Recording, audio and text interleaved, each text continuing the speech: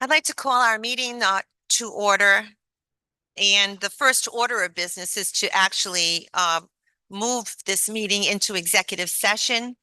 Do I have a motion to move us into executive session?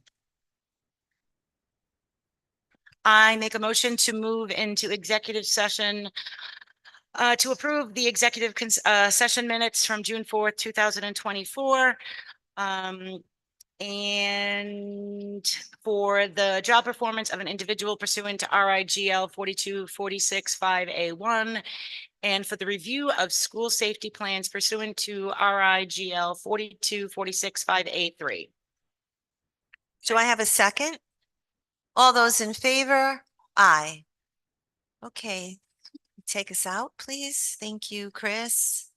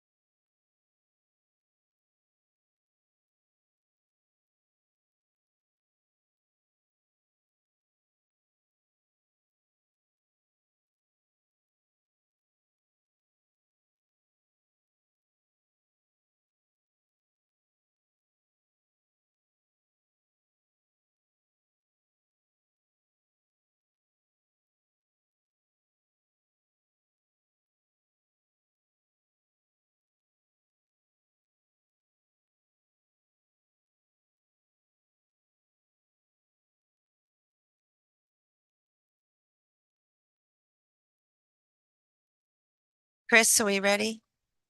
I'd like to call the meeting to order. Prior to the meeting, there was executive session. There were 2 votes taken, one to approve the minutes of the previous executive session and one to approve the safety plan for our district.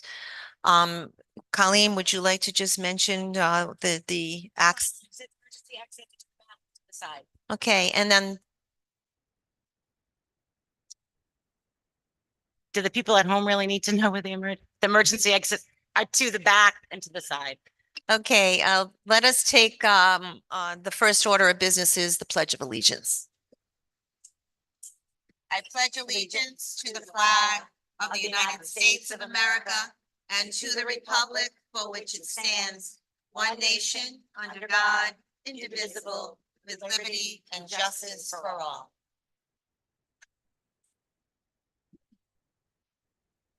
I'd like to have a motion to approve the consent agenda. I make a motion to approve the consent agenda to include minutes from the regular session for June 4th, 2024 and June 18th, 2024. Also to include bills, general fund bills in the amount of $1,221,258.88. Grant fund bills in the amount of $161,565.98. Northwest Special Education bills in the amount of $2,630.34, and school food services bills in the amount of $69,776.87. Do I have a second? Second. Are there any discussions? All those in favor? Aye. Next on the agenda is public comment. We'll take public comment for those who are here in the auditorium. I do want to make an announcement, though. For this public comment, anything that's not in new business, we'd like you to come up, or not on the agenda, to come up and speak to public comment. But for anyone that's here for a specific agenda item, such as maybe Hope Elementary School, we'd like you to wait until we get to new business.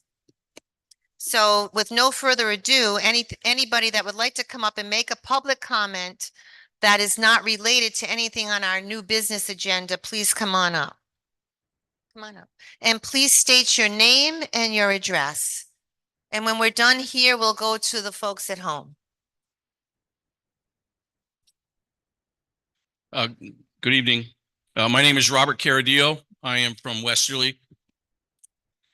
And I'm here this evening as part of my statewide mission to speak at school committee meetings in all 36 districts in Rhode Island to inform you, this committee, Madam Superintendent, nice to see you again, everyone here and everyone watching at home, that no district is obligated to comply with RIDE's misleading and untruthful transgender guidance policy, as well as the illegal hijacking of Title IX.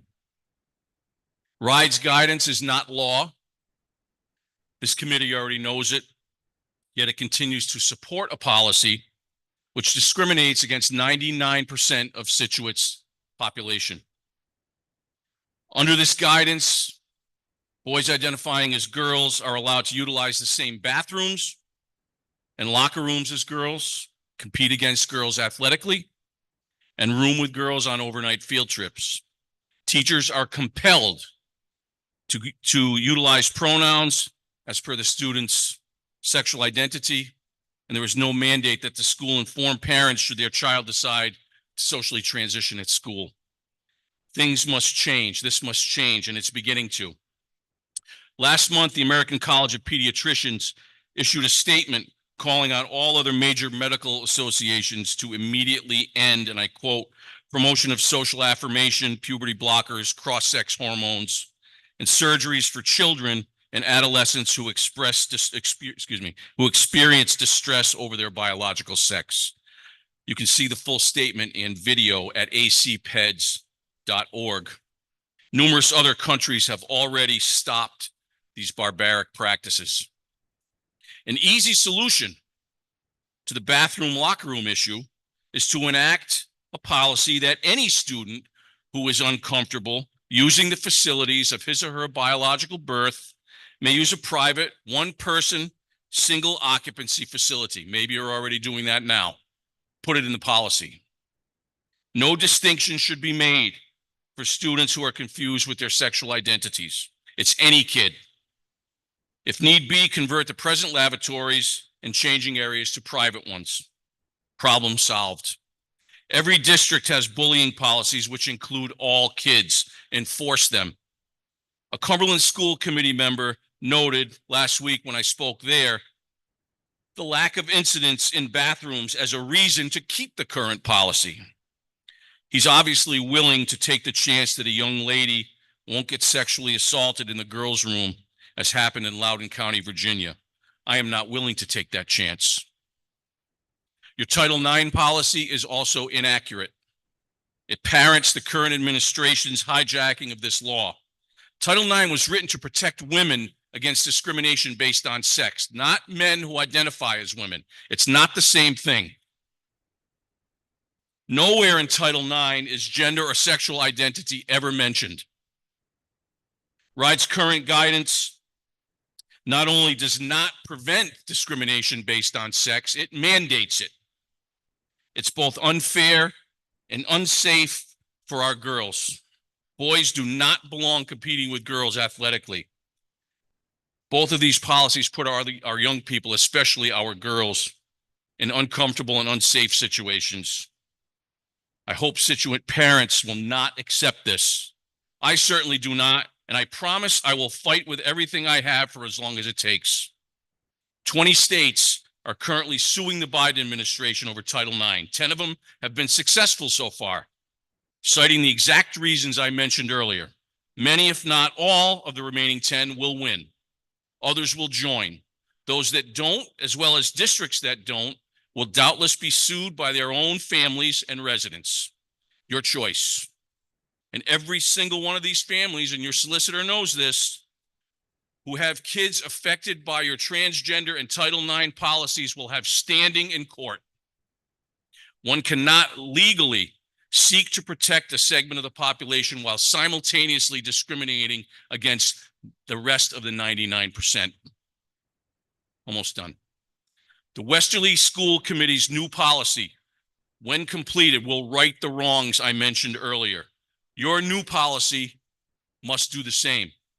To be clear, no matter how much a boy wants to be a girl, acts like a girl, dresses like a girl, he will never be a girl. Never.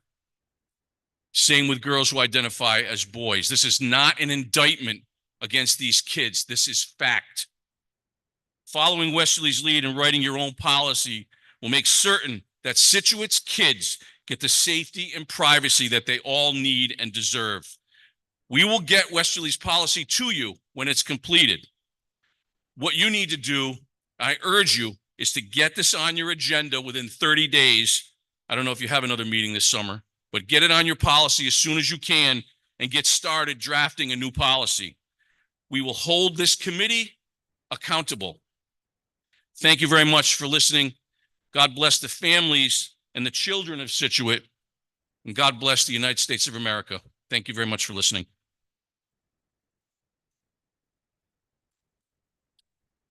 Next. Richard Finnegan, Ridge Road. I just came from the athletic facilities, the track, the soccer field, football field, and there's some kids out there enjoying the field. It's very nice that they have that opportunity. I mentioned to some people on the stage that the grass around the field, around the fence, is crawling up the fence. The bleachers where the hammer throw is, there's weeds 7 feet tall. Richard, Oh. you know what? I want to apologize. You actually brought that to my attention and I did not have a chance to bring it forward to the superintendent. We'll take care of it, Richard. We got you. Please, I apologize. we spent a lot of money on that facility, Good point. and we need to take care of it. Yeah, I haven't had a chance to swing back, but we'll take care of that. We have a groundskeeper and Thank- he'll take care of that. I know there was a young gentleman who was taking care of the lawns around here. I don't know what he's doing now, but he did a phenomenal job. Yeah. And now it's just not being done the way it should be. And Let us clean it I'll up. take care of it. And then if there's any further things that you're seeing that we've missed, just reach right out to the superintendent Thank you. directly. Thank you. Also, I just want to point out, there's the main stairs going down to the field. At the right, at the top of the stairs, there's a sinkhole developing. I would hope somebody would take a look at that and correct it before one of the children in the school or an adult gets hurt and we have a lawsuit. Okay, well, in So- accordance with our contract, we will attend to that as well. Thank you very Thank much. you so much. Is there anybody else that would like to come up to discuss an issue? I appreciate the Hope parents holding their comments. We'll get to you very shortly. We're moving right along on the agenda. Chris, is there anyone at home that would like to make a public comment? Please raise your hands. Okay. With no further ado, I would like to move on to the next item on the agenda, which is the superintendent's report. Good evening. For the committee and the public, I'm going to start this evening by giving an update on the many projects that are going on around the district currently. The high school connector that is being worked on and replaced, the old glass enclosure has been removed and the new steel structures are being installed. They're hoping that the roof will be completed within the next month. The high school fire alarm work is underway with a large order of materials have arrived on site. Jason met with the contractor and the engineer and reviewed some changes. We needed to add some additional devices and delete some devices based on the engineer's work in a number of areas of the school. North Scituate is also getting fire alarm work. That is underway and moving quickly. Most of the material for that fire alarm is on site. Jay met with A&J and reviewed some adjustments and had further conversations regarding the cafeteria and the kitchen and their fire alarm systems. The high school water system, well number one, the internal one to the school, was decommissioned according to the Department of Health standards. Well 3 had a casing extension installed above grade and the landscape island has been constructed in front of the school. The Department of Health approved an interim water system, which has been installed, chlorinated, and bacteria tested to provide the school with water during the pump house work. The existing steel tanks have been removed and the penetrations in the existing equipment room foundation have been doweled with rebar. Now there you go, more than you ever really needed to know, right? All of this work is being done in order to get that high school water system project completed. This week, the contractor installed the vapor barrier, the rebar mesh, and poured the floor for the pump house building. The electrician was also on site yesterday and installed the wiring to move pumps 2 and 3 to the new panels to prepare for the switch. The masonry and flashing have been delivered to the work site and will begin next week. A large team met to discuss the North Scituate PFAS remediation project with members of the Department of Health. We are on track for compliance with that RIDO request. And as we continue to go through that PFAS process, I will keep the community and the committee up to date. You have all the elementary enrollment numbers in your packet. After our last meeting, hearing from Hope parents, I completed a number of additional steps to address their concerns. We've placed an ad in the local paper. We put the registration link in a more prominent place on the website. I constructed a message to all elementary parents informing them that they can request a waiver if they would like their child to attend Hope, which has, would have smaller class sizes. If they provided transportation, we would honor any and all requests. And the enrollment at grade 1, at Hope has remained, constant and consistent. You do have an item on your agenda this evening to discuss this, issue in detail. Any questions? Any questions for the superintendent? Okay. I'd like to move on to the report from our Director of Finance. I'd like to start with an update on the audit. We're already back in audit time. I'm living in two fiscal years right now, again, my favorite time of year.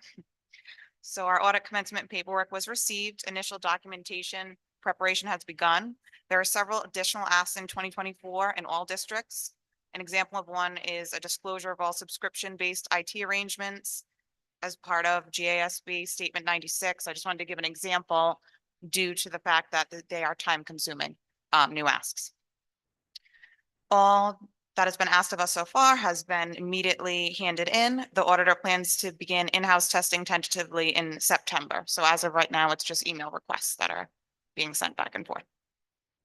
As far as a budget update for the Before we move on to that, I mean, last year, I thought we finally were able to meet all our benchmarks and timelines with our audit, which is a very detailed. They look at everything from every federal dollar to every dollar that we spend. And I thought, I mean, we were on track. I mean, we were on time. We got everything that they needed, but it was still delayed. A lot, I think for a couple of reasons. One is a couple of numbers from the state, and then the state education department was also not able to turn around our audit of our uniform chart of accounts. Are you anticipating any issues again this year? And is there any way that we can help mitigate that? we're aligned with the state year this year, so that issue Ah. should hopefully go away. Other than that, I plan to be on time. Okay, fantastic. And then there was one other issue about the audit last year that I wanted to just question you about. We were supposed to be reconciling with the town monthly, Mhm. which is really going to help us expedite our reconciliation between the municipal side and the district and the school side. Has that been happening? It has, and we actually have one Thursday. We do it once a Okay. month. We And have it in on the your calendar. opinion, is that going to really help us I expedite think it's helpful. closing out this audit? I just There's don't a- want to see us 6 months from now still talking about the. I don't old want to fiscal talk about it year. in 6 months either. Okay. All right. Thank you. So just a little update on the new budget. The budget was cut 35,000 from the budget committee and approved by town council at a 3% increase. We had presented a 3.14% increase in local appropriation. Meetings have been scheduled with building administrators and directors to discuss how this will affect their requests. Once these meetings adjourned, I'm going to open up the new budget. It's been created in the new year and it's ready to roll. I did want to talk about Rhode Island housing paperwork as well, because I was so excited that I got it in early and it was all set. It was submitted ahead of schedule. We have an anticipated approximate return on capital reserve of $363,931 and on the bond of $77,175. So that's great. So we're going to get almost 500,000, $500,000 back from the state. That's amazing. Good job. And that's it for me today. Okay, thank you. The closeout. We're on target. We're on target right now. We are looking at all the payables as we usually do around this time, coming in, closing them out. But as far as I can see, we're on target. We're on target and we're not going to have a major deficit. We're going to have a tiny little baby surplus. Okay, excellent. Thank you. Richard Finnegan, I Ridge have Road. a question. If you could hang on, Richard, I have a question for Stephanie. How you mentioned about rolling the budgets out to the building principals. Where are we with that process? I know it was a big lift last year, the year before. How are we looking going forward? So this year they were able to put their budgets in Tyler. Okay. So instead of me dispersing to 2,100 lines this year, a lot of them are already in for me. So it was great to just kind of redisperse where it needed to. And I'm going to meet with them all individually this year because I think that's better one-on-one. So this will be the first year that they both inputted their budgets and then they'll be spending their budgets from the Tyler system. Correct. This will be a much easier year for principals, but again, Stephanie and her staff are there to support them because we understand It's a new. it's a new world for them, right? So, but having inputted themselves, now they have the lines, and so the back end of it gets a little easier. The implementation of that FMIS, Financial Management Information System, Tyler, is just creating so much accountability behind every dollar that we have. You can't lose a dollar. It's in the system. I see every single dollar. And so, and it also helps with the audit. So did you want to make another public comment? No, concerning finances, is there any money in the budget, this current budget, for lights on the athletic field? No, We did not budget for that. no, there's no lights. And is the school department looking at that Uh, to put money in the budget?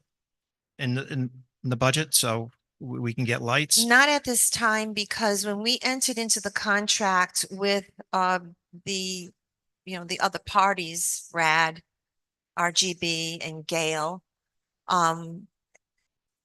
to really watch over the field for 4 years and amend it. One of the stipulations in that contract was that we would not bring heavy equipment onto the field. And based on everything I've heard, and John, I don't know if you'd like to make a comment on this, we were not able to justify any way of putting those lights up. So I would say lights in the next 4 years, no, lights never. Maybe, but I think in the near future, I don't see that. I don't know if anybody else in the committee agrees or disagrees on that, but. The only thing that would be possible, Richard, would be temporary lights. We did it once before for a football game, or it could be a soccer game where you have temporary lights come in and you have them for the night or weekend, and then they would be removed. But at this point, permanent lights, we couldn't take a chance of damaging the field, then we'll be responsible for any type of damage. So it seems like the school committee has a different opinion on lights on the field that the plan commission and the town council has. The plan commission and the town council just voted in this current comprehensive plan to put lights on this athletic field. That's what their goal is.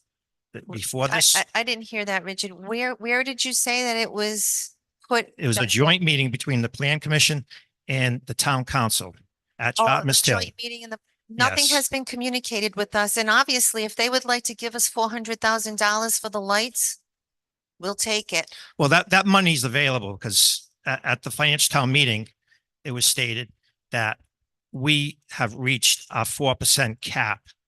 And so any monies that are going to be doled out to any project that we have in town will come from the reserve.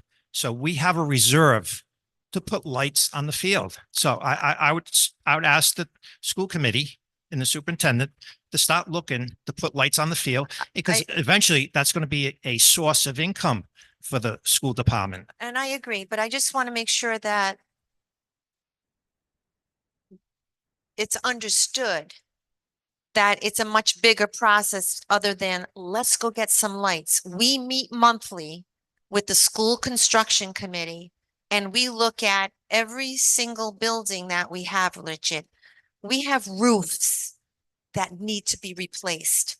We have so much need to make our classrooms safe, to make our buildings safe, to even have more professional teaching and learning environments. It's going to be, listen, I'm done. I'm all set. We've done a lot with the facilities, but in the going forward, this school district, this committee is going to, with the parents, are going to have to make a decision where do the priorities lie? And when they do that, is there enough resources to make those necessary repairs to keep our kids safe, to make sure we have good professional learning environments? And do we have enough money for the lights? There would have been nothing better for us as a committee at the time to have the lights put up when we constructed the field. But there was no appetite from the town council at the time, and there was no appetite trying just to get a bond passed, just to get what we could get. And so unfortunately, that's what the dilemma is that we're in right now. But it's music to my ears. You know, I'm pro kids. Go for it. If the planning committee and the town council want to put the lights on that field, it would be wonderful. Richard, when was this? You said it was a recent meeting that this Yes, was correct, discussed? correct. Yeah, we haven't heard Like any. when? Correct. Like last week, 2 weeks ago? It's within the last 2 weeks, And it was a joint meeting between the town town council and the council and plan. planning commission. The plan commission passed a comprehensive plan. And then the town council passed it a few minutes later. And during that meeting, it was discussed that there was $400,000 for lights. No, Yep. no, what was That's discussed. leading us to believe, Rich. No, I'm not. That's why I'm asking I for said at the clarification. town financial meeting, they discussed that we hit a 4% cap. So any monies for any projects, because I've been talking about the old meeting house on Trimtown Road, which is disgraceful. I want it fixed up. And they said that's going to come from our reserve. So any project going forward this year, the monies will come from reserve, and we have money in the reserve to put lights on the field. And that's the only project that I see that's going to bring income for the town and for the school committee. And those lights, if it's done right, they'll pay for themselves. Because a lot of people like to have athletic events at night. Yeah, and we've done all kinds of analyses on that maybe, you know, we haven't done them in a while since we put the field in, but we'd have to take a look again Okay. at what the revenue generator would be on that. But again, it's got to be, those decisions have to be made in the context of all other needs and priorities that we have for our district. So, All right. So I'm going to, this is my public records request. Any analysis that was done for those lights, I like to have those analysis. And if we have it, we have it. If we don't, we don't. Yeah. But I like to see those analysis because I think it's a moneymaker. I think it will help the students here. we have to try to find them. I mean, they were part of the I understand. original plan when I we understand. started the field, like, I you understand. know, 29 The- 2017. So the I fa- don't the know if fact we're gonna is- direct them. that our students are excelling in athletics here at Scituate, and we should do everything possible. That's not going to cost us anything in the long run to help them along. And I don't think this is going to cost the taxpayers a dime. Well, Richard, I just want to tell you that when you look at what it costs to like lease the field or rent the field, you're going to have to do a lot of renting to make up that $300,000 or $400,000. It's just that's what we were looking at. I mean, it can be done, and over time, if you have it, but then you have to counter that with the wear and tear of the field and what it's going to take to put a new top on the field, which is another $1 million. So when we looked at it, those were the kinds of conversations that we were having. But I think, you know, at some point, maybe the committee or the building committee, if you'd like to come to one of the meetings, they could kind of start looking into that again. I think the biggest wear and tear on any field is the environment, the sun and the weather, not the students using the field and the community using the field. That's what I believe. And I think if you do a study on it, you'll see that's the case. So We it have has, to it get has, some data on it that. has a limited lifespan, and let's try to get some money from it. I thank you for your time. Thank you for advocating for our children. Okay, we'd like to move to new business. I'd like to take the new business out of order. So I know that our parents have been waiting patiently for us to have a conversation about the Hope Kindergarten and first grade classes. So I'd like to move number 6 on the number 5 and number 6 on the agenda under new business. I'd like that to be moved up to number 1 and 2. Do I have a motion to do that? So moved. All those in favor? Aye. Okay. All right. So, just a little recap. I think, it came out a little bit in the superintendent's report. We heard you at the last meeting. There's been a lot of concern about moving from a classroom of 11 students up to the 22 or the 23 that was being proposed. And that was both for the kindergarten and the first grade classes.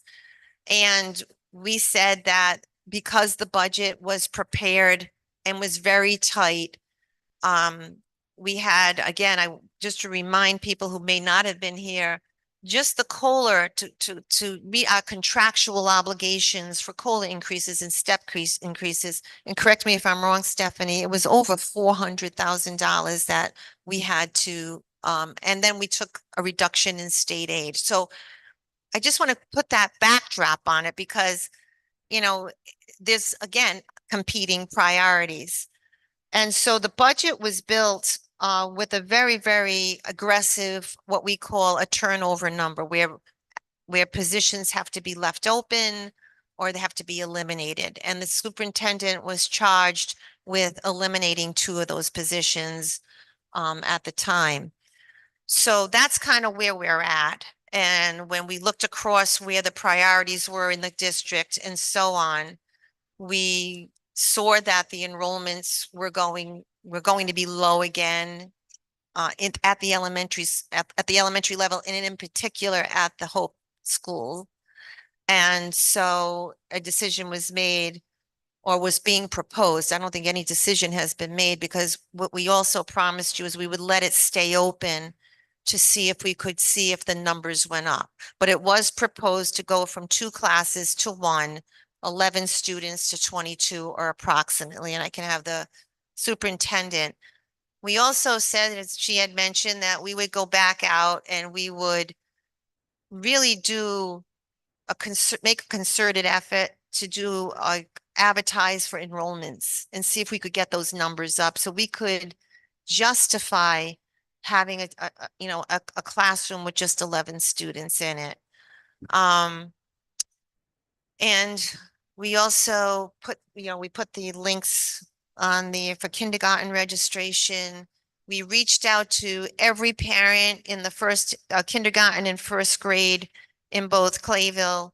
We did not get any takes on that. So at the end of the day, the bottom line is, and I know there might be other things that we did. We had the people go right, was the Yeah, resource I officer, right? directed the attendance officer to Attendance go to officer. every Hope kindergarten parent address that we had any question about that had not completed a registration or that we had a name, but we did not have confirmation that the child was coming. So he did visit and speak to all of those parents so that we could get firm confirmation of which students would be And joining us. yeah, and so he went door to door to get those confirmations to see if we could, again, get those numbers up. And our superintendent has been keeping the school committee abreast on what those numbers are. And unfortunately, it doesn't look like we've gotten any movement on them. And so, but it's only July. Something else can happen in August. So we don't want to say, yes, we're going to collapse those, consolidate those those classrooms. But as we said at the last meeting, and then I'm looking at even at the data for the children that are coming up, the numbers are not there. There's no there. And I don't know whether or not if you can help us to understand, because I think you were also going to be reaching out through the PTOs, the PTAs, encouraging parents to, register their children. Think about maybe bringing them back from public schools or private schools and homeschooling back to our district. So, I don't know if any of those efforts came to fruition and, unfortunately, I don't see any of those numbers changing.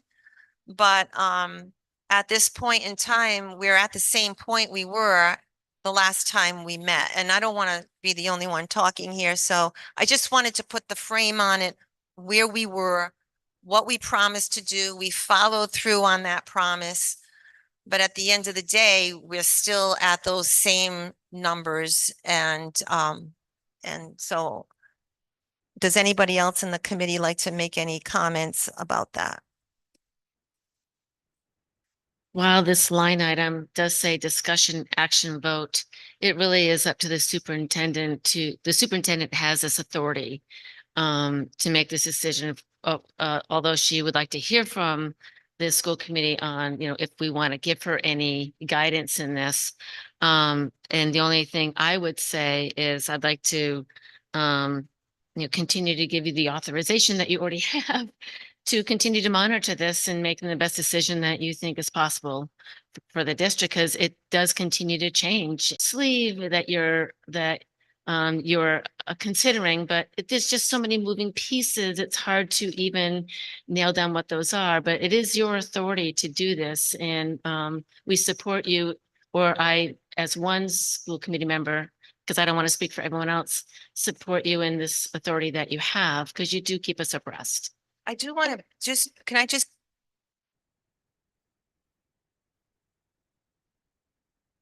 I'm going to get this right the last day I'm here.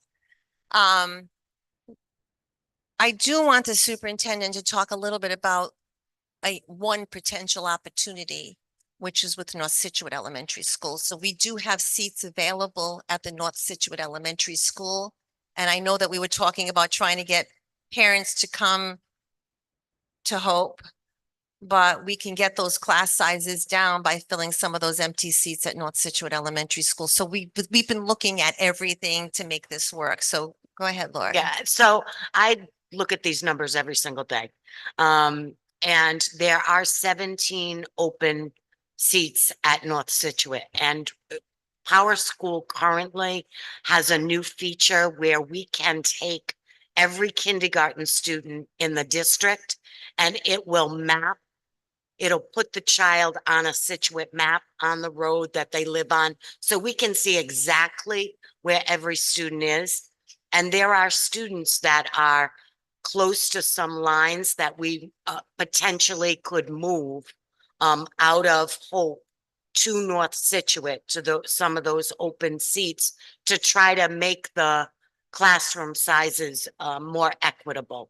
So we'll be looking at that through the next 5 or 6 weeks.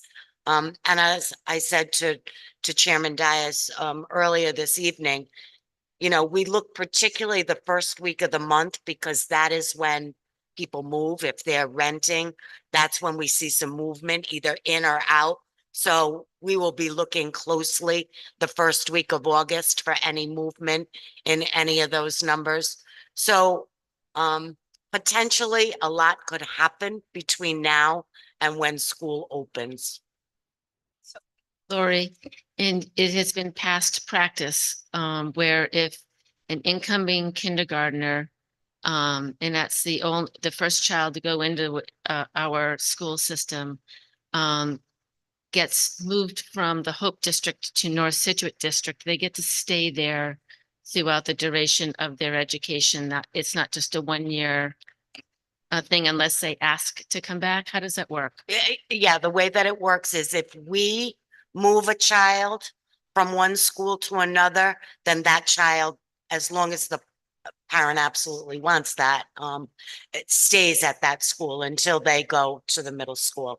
If a parent makes a choice to move a child to another elementary school, the stipulation always is as long as there's room in that grade level in that classroom in the upcoming years. If you choose to take an incoming kindergartner that is in the Hope District and move them to the North Scituate district. That is a way of doing that slow rollout of redistricting. Correct. Does anybody else have any comments before I ask the parents to please come up and if they have any comments or they'd like to speak on this issue again? I just like to The make only sure. question I have in regards to that, Superintendent, is would you accommodate other family members? So if a family had someone in kindergarten, but they also had someone in second or fourth grade, would those other children in that family be accommodated to the same school? Because now you're talking issues of two children going to one school, one child going to North Did you hear Situate. that? Yeah, did the public hear, the question? Yes, as long as there's room, Kevin, absolutely. Like, we are always going to work with the parent to make the best decision as long as there is capacity in that receiving school. Yes. I think it's fair to say, Lori, that historically, we have never moved a child because yes, there are times where we make the decision that they have to be registered at this school. In that case, we provide busing and they are there as long as they choose to remain there. We have never moved a child to a different school than what a sibling was at we're not moving a kindergarten, a starting kindergarten child that has someone in second grade. Before any of those decisions would be made, we would be looking at K only students only if a parent of a Hope kindergartner who had another second grader said, I would like you to consider my child. Those would not be the kids and families we would go to first.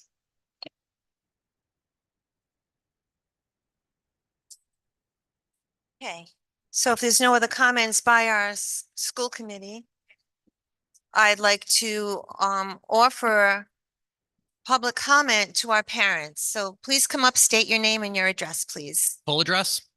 Full address. Sure. Michael Smith, 241 Hope Furnace Road, Hope. I didn't speak the last meeting. I was here. I just have a question for the superintendent regarding I don't know if you referred to that person as a truancy officer or the person you sent out. Do you have a report of when they went, what time of the day they went? It's summer. People are on vacation. Did you call people ahead of time? Do you have a full report of how many houses did they hit? I can get that You full can? report exactly where he Okay. went, what time he went. He made contact at every home. The one home he was unable to make contact with, we did a little digging, and that particular address is a Coventry taxpayer address. It is not a Scituate taxpayer address. Okay. So that's why they weren't answering the door for him. Okay. Quite honestly, but everybody else, he made contact. He did. with. Okay. Yes, he did. And these are reports that you had from the testing of the state's testing and things like that from the preschools. Is that what you're These are referring to? the lists of names that we got from both Hope School and our pre-registration. Okay. Yes. And then I do have a question for you, Carolyn. Sorry, is it? Sorry. You mentioned at the beginning that nothing really changed as far as numbers. Is that exact? No numbers changed at all since this last meeting? No, that's why I asked the superintendent to correct me. I think Mhm. the first grade number actually stayed the same. Okay. But I do believe we had a little shift in the Yes. The kindergarten number is 23 and the grade one number is 22. Okay, so now I believe last meeting you were talking about the cap according to the contracts of the teachers is 22, but they're allowed 3 more and then we have to pay extra though, right? Correct. So we can accommodate in the budget, but we don't have money for the teachers still. I'm just making sure we're clear on this because we do have to pay the teachers more money if it's over 22, I believe, right? Okay, and we have the funds for that. Yes, Okay. Okay, thank you. you're welcome. Lynn Francasio, 7 Woodsong Drive. I was not at the last meeting, so I don't even know, don't know anything that was said at the last meeting, but my question is, from North Scituate Elementary, we do have students, a lot of students from Hope School, and there are some that would affect the numbers of the first grade classroom that are just there. And I want to know, like, busing wise, are we actually losing money? Because I mean, Burn Hill Road has all 3 buses go down Burn Hill Road, and that's Hope. So I want to know how much we're like losing bus wise if we start saying you can go here and there and wherever you want. I mean, I bought my house where I bought it because I go Yeah. to that school. So one of the things that the superintendent said to me earlier is that she's working extremely closely on this issue when looking at opportunities and vacant seats with Jason Martin, who is our director of operations, and so the purpose for him to be part of that conversation is to look at whether or not it's cost prohibitive not, to do these things, because transportation is one of the biggest drivers in our budget. One bus is $75,000. And then the Hope kids that are, some that are going into first grade, I know who these kids are. Can they be moved back? Because you guys need numbers to make, they want the.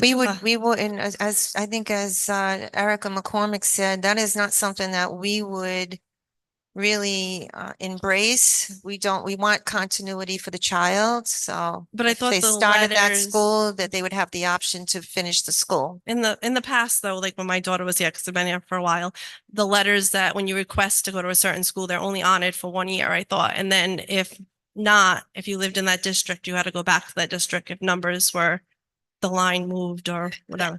That's when a parent requests. I thought we were talking about When we students redid that, Oh, no, I'm saying parents, because yeah. there's a lot of Hope students at Yes. North Situate Elementary, and I'm assuming they're by request, not because they live. when a parent requests, I can only speak to what has happened for the 4 years I've been here.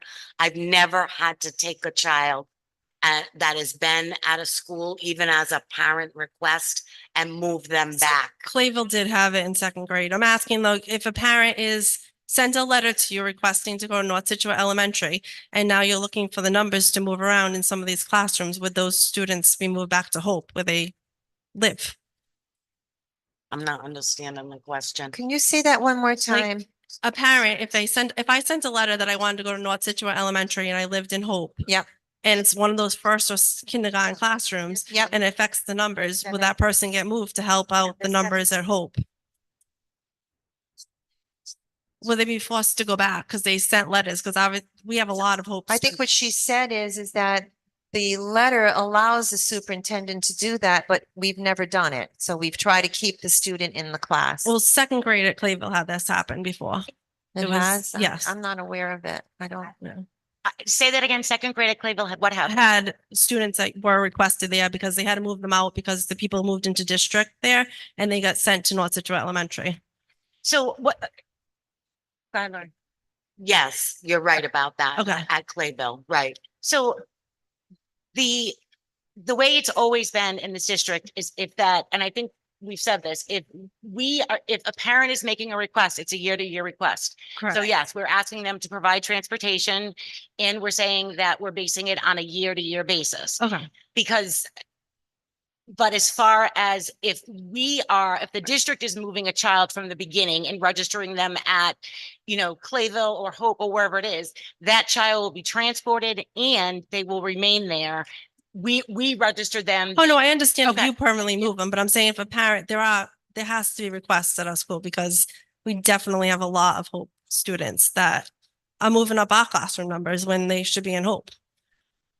There's definitely some families, and I've seen it on Facebook. Like their parent wrote it right out. One of them wrote it right out on Facebook that I go to North Situate. Why don't you go to North Situate? But I think, okay, so I guess it's happened back to I just recently, within 4 years. yeah, because I have two kids spread out. I so I've wouldn't been know there for a that. I don't while, think so- anybody on this committee would know that, but the superintendent. Our classrooms are big in North Situate, and I don't think that we should be taking tons of them by parent request to make our classrooms bigger over there either.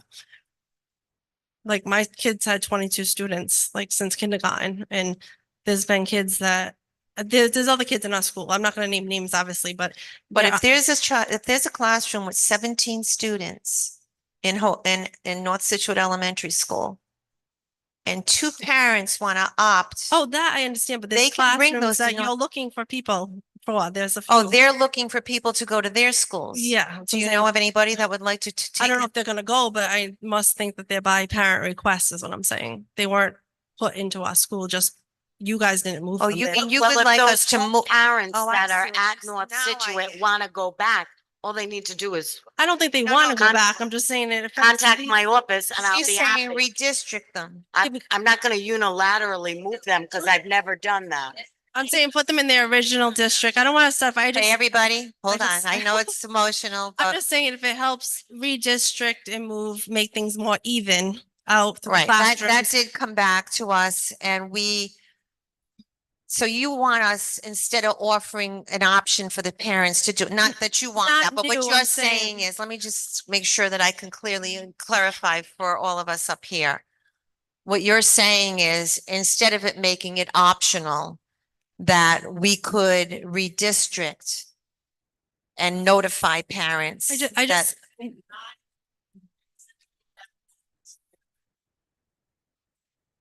okay. Okay, I hear what you're saying. I just saying like it, I can't, the fans are so loud, I can just about, I'm just saying that Wow, if you're we so accept all the smart. letters all the time, eventually it's always come on gonna, up here. it's gonna cause problems, like just letting people go where they want to go to school. So let me ask the superintendent this question. How many parents did you receive a letter from Hope to go to North Situate? 1 second. This year, how many did you get? Did any? Patty's pulling the. Because I think it's a legitimate question, because if we're moving kids from North Situate, I mean, from Hope to North Situate. Just because, I'm saying, I understand if it's I full know, and we whole, don't but- know if it even happened. We're gonna try and see it, but I understand what you're saying now. I got it. Sorry, I just, people buy houses where you want to go to school. I kind of Okay. feel like. We're so- gonna check into that. All right. Thank you so much. John, I just want to be very clear. can you Yeah, speak I just in- want to be very clear that the agenda item is update on kindergarten for Hope Elementary. It's not on the agenda to take kids from North Situate and move them No, we're back. having the discussion. All right. We're having the discussion, John. It says discussion on here. It says update for kindergarten.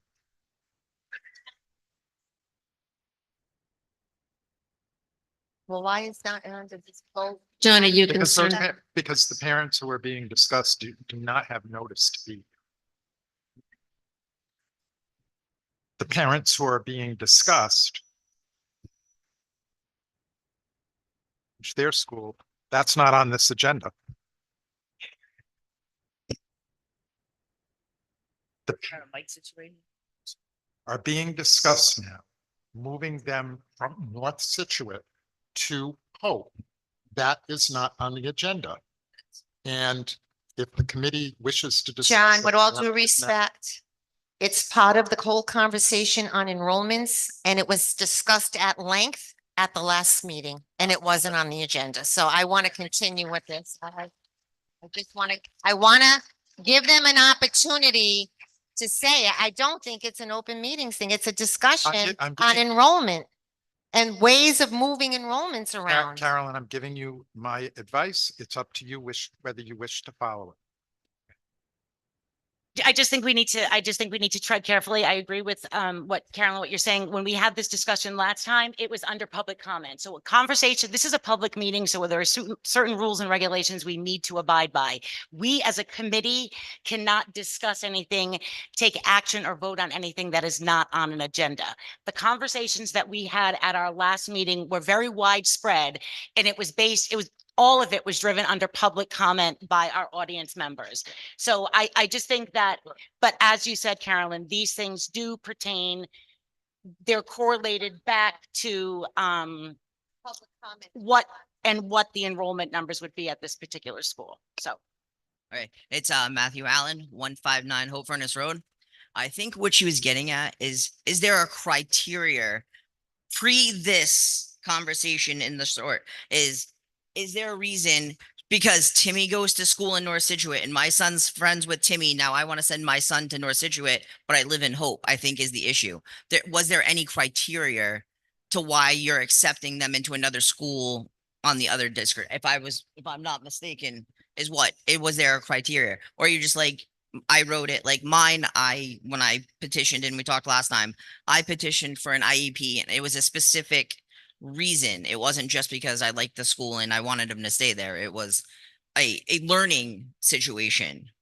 And I think that's what she was getting at, where is it just a learning that you're accepting him and then you get to keep him? I could be mistaken, but I think that's what she was leaning at. To answer that, I'm not the superintendent, but Yeah. I've been around longer. No, than- I was just So just trying to my, explain my it. own, I know, and I mean that as respectfully as I can. Like, so my understanding is that it's ultimately the superintendent's decision. Those decisions are based solely, I shouldn't say solely, they're based on parent request. Yep. We're trusting that our parents are advocating for what's in the best interest of their child, their own child. And we embrace that. However, they have, was there a question? If you're going to speak, the microphone's there, so we're not going to heckle out from the audience.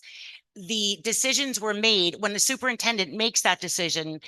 We need to make sure that the needs of that child obviously would be met, and it wouldn't, and there is space to accommodate that child at that school. So I don't know that there's any set criteria for doing that other than parent choice. Okay. Well, I know when I talked to other parents before I made my opinion to the superintendent last year, I was under the impression from the other parents it had to be a reason, like a educational reason. It wasn't just because so and so went there. It was, you have to prove a reason why your kid would be better off at a said school instead of that. And that's what I just think that's what they were saying. Is it, and if not, and every year I was told that I had to refile every year, even though it was a learning issue on my end, every year because I'm choosing to send them, I had to write a letter. That's what I was told by the other parents. And I'm just going by that. To clarify one point, because I said we're saying it like haphazardly, like a parent just, oh, I like, Johnny plays with Billy, so he wants to go there at the superintendent's discretion. So obviously it's based upon a parent's what they're advocating for their child. I don't think that we're going to move children around just simply because mom or dad said this is what, he likes to play with Johnny. No, I think that's what I think she was trying to get at. Was there the people that had moved from Hope to North Scituate and choosing, did they have good reasons? And she didn't want them, but do they have the good reasons to file every year? Because if it's the parents' responsibility to do it every year, like you're supposed to, because you didn't move them as a district, then they would have to refile. Are these parents refiling every year? And that's not why I was up here. I want to know, if you guys are not going to keep the 2 classrooms, does that mean you'll have all year to redistrict the lines to make them more even? Now that you would have a whole year, if you so choose to go into 1 classroom for K, 1 classroom for 1. Last meeting, you guys said it's not just a snap your fingers and get it done. If that's the case, does that mean all year you'll be working on to redistrict the lines a little bit better? Maybe figure out through Jay about busing and everybody else?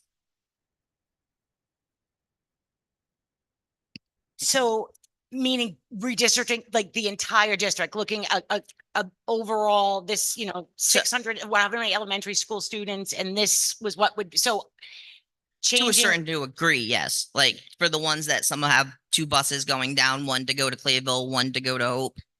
I think, Within reason, I'm not saying just pick the lines and shake them. I'll speak for myself. Obviously, I don't speak for the whole committee. I think what has been done historically, and I'm not saying this is how we need to move forward. It's happened. So this happened in Clayville. This has happened, it happens through the least painful way to do it is as the population naturally drops or the numbers naturally drop. So we're Which going ours from are. 2 classrooms to 1 classroom.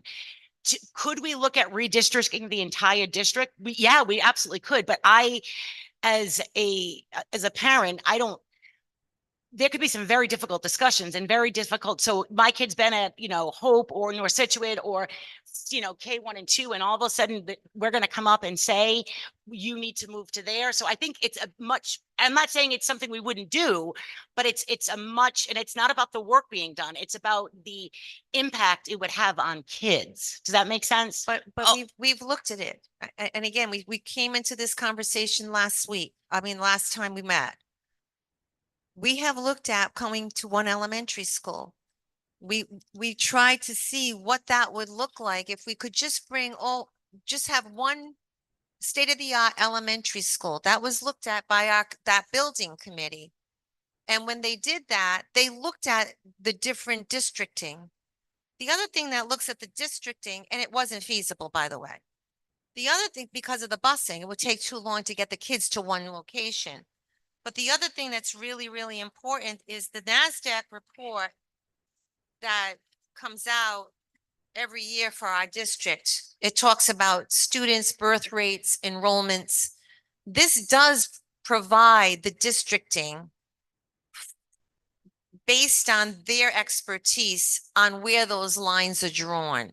Okay. What happens is, when you talk about criteria, what happens is that then around those lines, it gets a little blurred when there's too many kids in one school and so on. And that's when we have to make some decisions that some kids do need to be moved to other elementary schools. When was the last time it was redistrict? Like, have we actually looked at it? Is all I don't know when the last time the whole town got redistrict. I went to Coventry. I lived out in Western, like 2 minutes from the Connecticut border. I know what it's like to be bused Yeah. to Coventry High. So I know about long trips and stuff like that. I'm not saying kids from the side of Foster to get bused to Hope or to North Scituate or anything. I'm just talking about medial lines, and they would still have the same opportunities to say and send a letter for their kid to finish out the school year if it's a fourth grader and they're moving. And they could be like, hey, he's only got one more year at North Scituate or Clayville. I'm just saying you're talking about busing, but you have two buses running down certain roads. I'm talking about making it one road. I'm not talking about picking up the lines and doodling, because I don't know. I don't have the numbers. How many kids live on this road? How many kids live on that road? I'm just wondering if, I know you only had a couple weeks to look at it, but is there a They've way to studied the even look at it? busing. We've had, like I mentioned at the last meeting, we have done, Each we year brought expert. or a Just couple recently. years? Yeah, just recently. Okay. Yeah, just recently. As a matter of fact, based on that study, we were able to take one bus off the road because of the way that they were districting the routes. Okay. And you're not too far off, because a lot of the districting is happening around transportation. What is the most efficient way to get our students to those schools? I put mine in my car and drive. I did too, but but And mine what I'm only trying lives to 2 say to minutes you down is the road. it naturally happens Yeah. every year when we do the busing Yeah. routes. Nope. I was just wondering again when the last time was new housing and stuff like that. You're talking about numbers of kids, but kids moving in, houses being built. I know you can't move the reservoir. We already discussed that at the last meeting. I'm just saying, with all the houses being built, is there a way to maneuver for the next year if that's the case? And giving a whole year to analyze and get the numbers, and maybe next year you have a better and said, oh yeah, we looked into it. It's not feasible or anything. Like, I know we talked about maybe looking at it. I think in your timeframe. we're gonna continue to monitor the enrollments, and we'll see where we are. I just didn't want to have this same issue bring up next year. Not saying I don't like staring at you guys, but I'm I- taking time away from my kid. I can tell To you fight for 'em. based on the most recent data on birth, Yep. I don't see anything moving. I know that there's been a lot of discussion about new housing, and I think that's really the only thing that could actually make any type of an impact on this. But people are moving in and out, rents are Yeah. coming in, renters are coming in and out. So it's a dynamic situation. It's not like, oh, we got 3 new families coming in. Well, there's other people moving as well. All right. Thank you so much for your time. Hello, my name is Nicole Colabella. I was also here at the last meeting. My address is 155 Howard Avenue. I have 2 students that are enrolled in Hope Elementary School, one of which being my daughter, who is moving into 1st grade and is very affected by this change. First, I wanted to start by thanking you for the steps you did take. I do believe everything that I specifically asked you to do at the last meeting was done, and I very much appreciate that. The issues that I'm looking at now are just related to how little time has passed since then. I got the letter for the elementary school parents with the option to reach out to enroll last week, I believe on maybe Wednesday. So it has not been a long time at all. I also know other parents in the district who, for whatever reason, did not receive the text message or the email. I know that's not the fault of you, but I just want to put that out there that it has not been very long. I've also heard this committee today acknowledge more than once that it's only the beginning of July.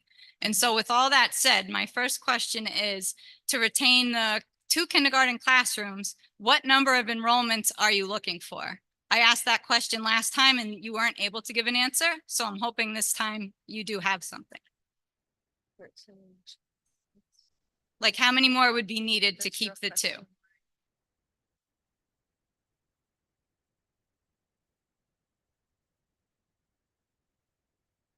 And I just don't understand at all how you can't have an answer to that question when you base the cut on an enrollment number. I just want to say before you put that out there, I do want to say that I think we have been talking about waiting. We've done everything you've asked us to and what we wanted to do as well. It's not like we don't want to do this. We I want to try understand. to get the numbers up as well. But we want some of that to still kind of gel a little bit and see if, if we can continue to work on the numbers. I think you did ask that the last time and And an email. and if we have 13 students in a class, in each class, that's 26 students. So is that the number? I think it comes back to the superintendent where she's got 17 students in North Scituate. So it's not like a very concrete, it's very dynamic. So I don't know if you want to add to that, Lori, at all. How can that be? That doesn't make any sense to me. Like you said, there's not enough, and there was a number you must have had to make that decision. Correct? Well, it gets tied back to when we start paying, and I think the gentleman came up and said, what is it that when you start paying extra stipends for extra students in the class? Well, if it becomes like 26, 27 students and you're paying those extra stipends, but it's also a question Can't of, have 26 or 27. We can only have 25. but the other point is, did you want to come up here and make a comment? Okay, thank you. But well, I did. She should know that.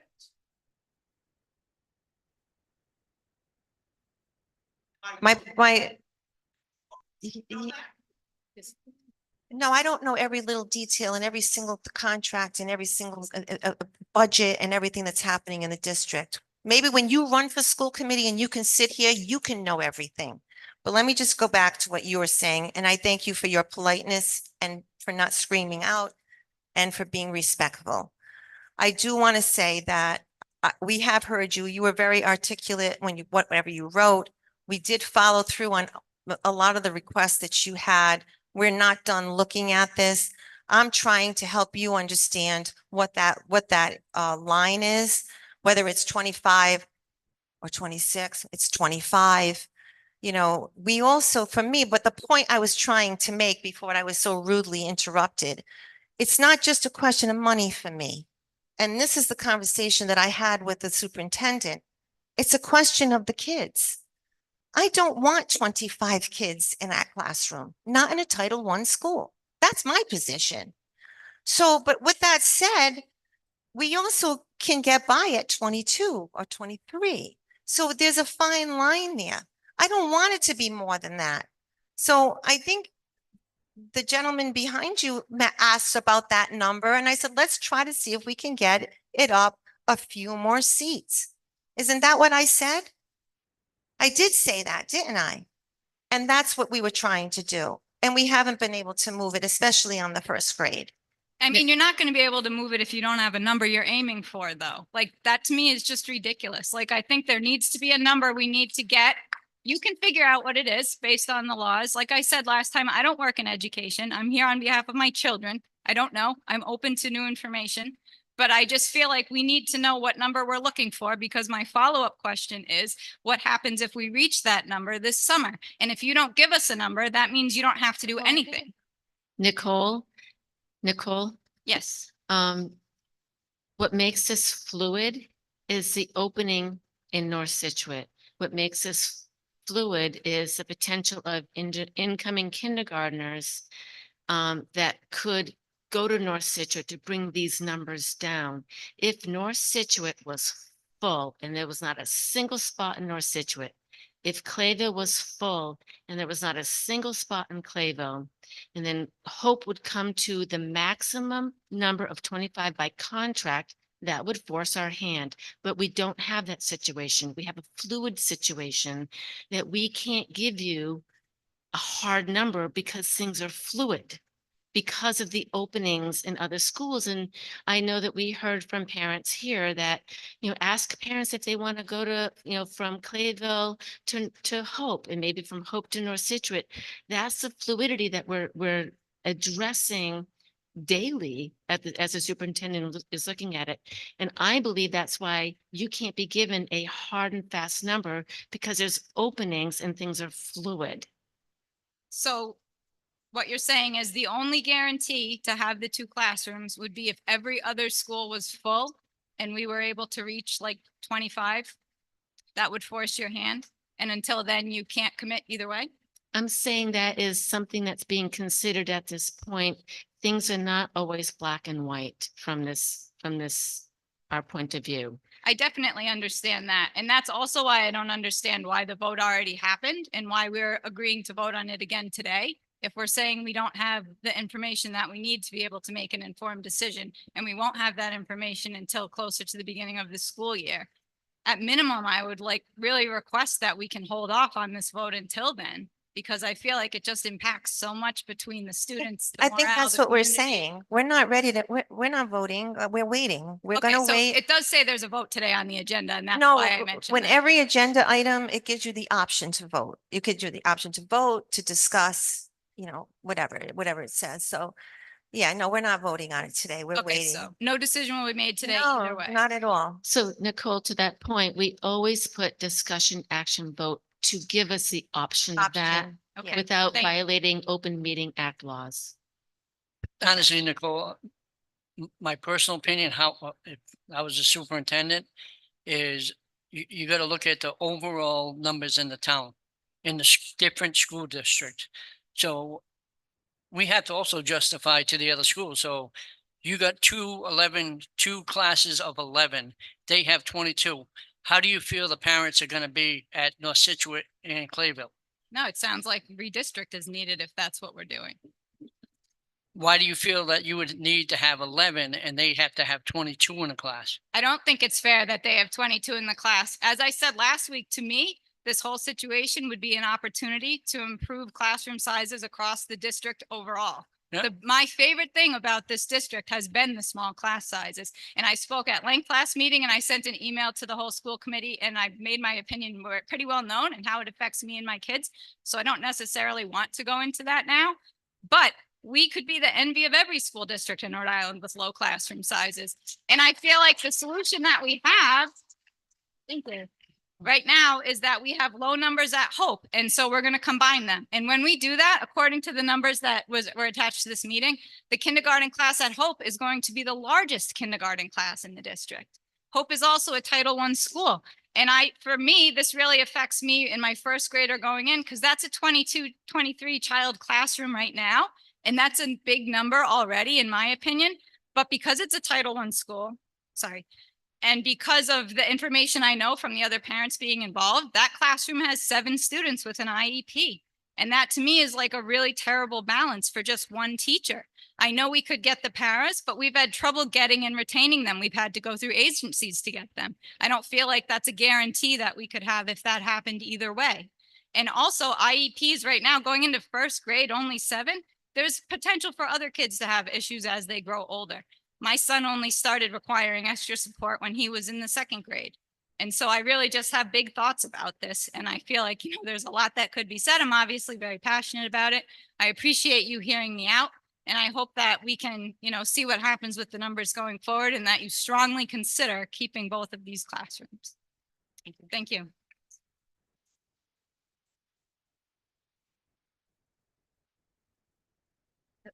To lower this here. Does it pop it out? No, yeah, I just need to, hold on. I want to get my notes here. Yeah, I can take it out. All right, Bobby Coletta, 9 Brett Drive. So thank you all. I've spoken to many of you at length outside of these conversations and kind of tried to have you guys hear my thoughts. But I think in the last meeting, I shared my passion and my energy around this topic with all of you. And so in light of that, I wanted to ask you guys 5 questions rather than coming at you with my opinions, but really get answers to 5 of these questions. Actually, before I start the questions, I just want to comment on the redistricting component that you meant about breaking existing placements.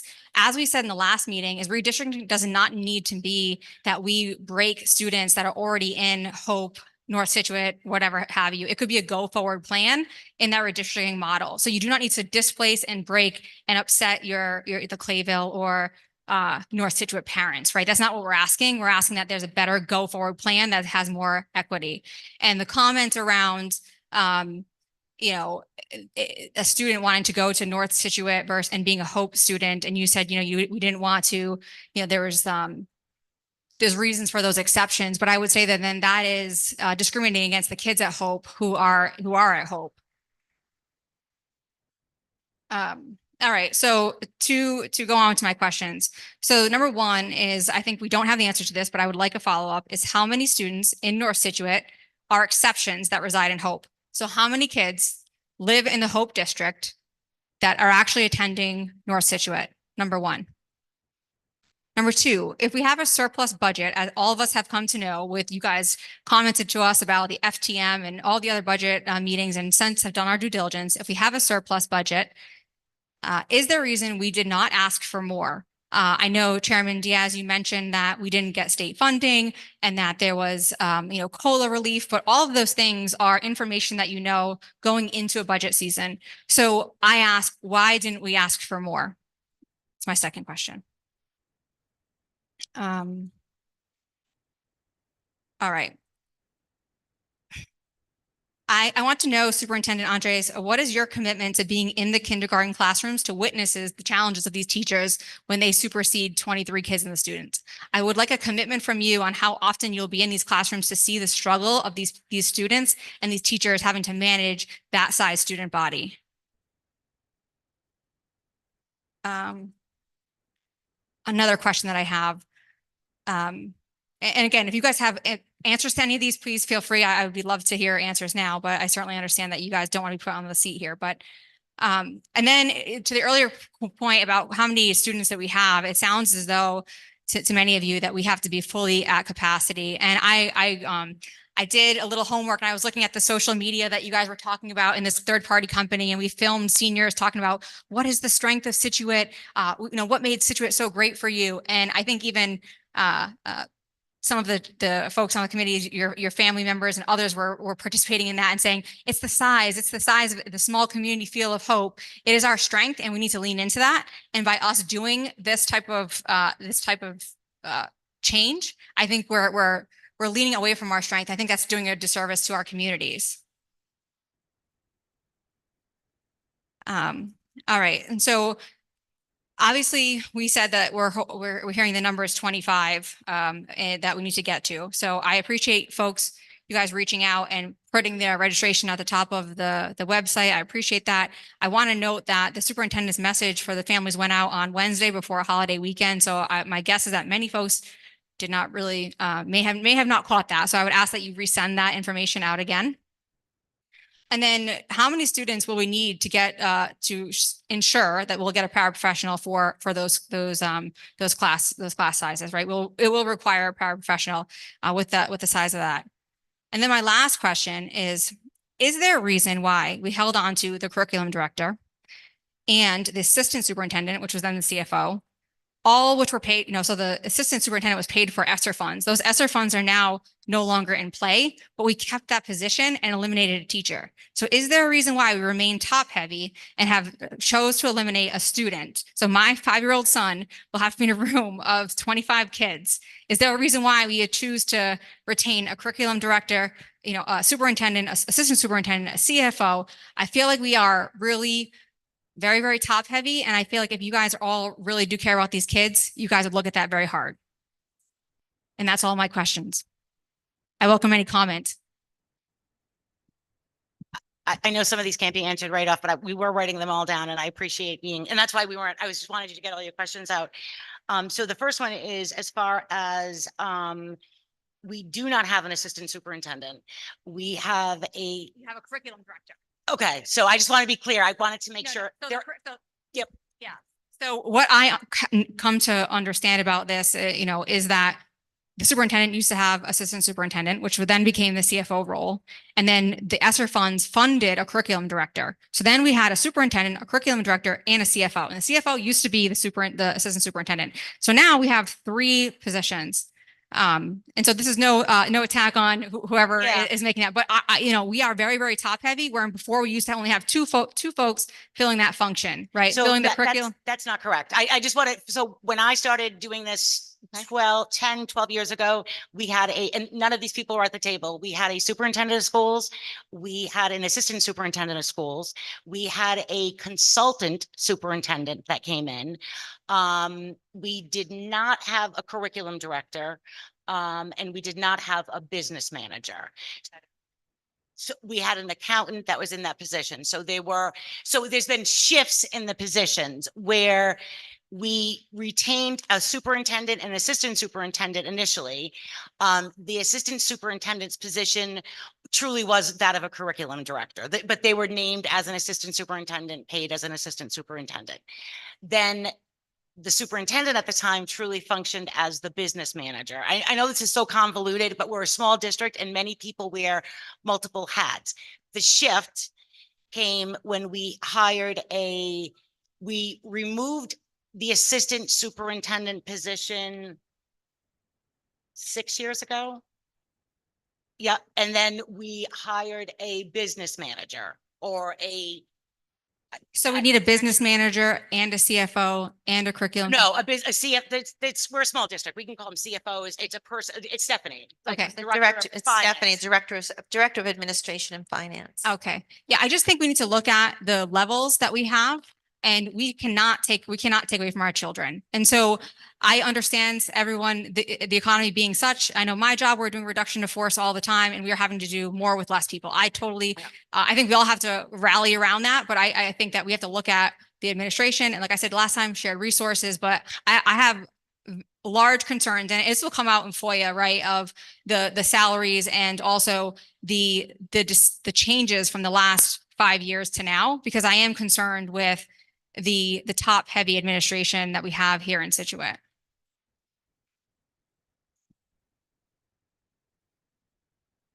So I just want to address that one thing.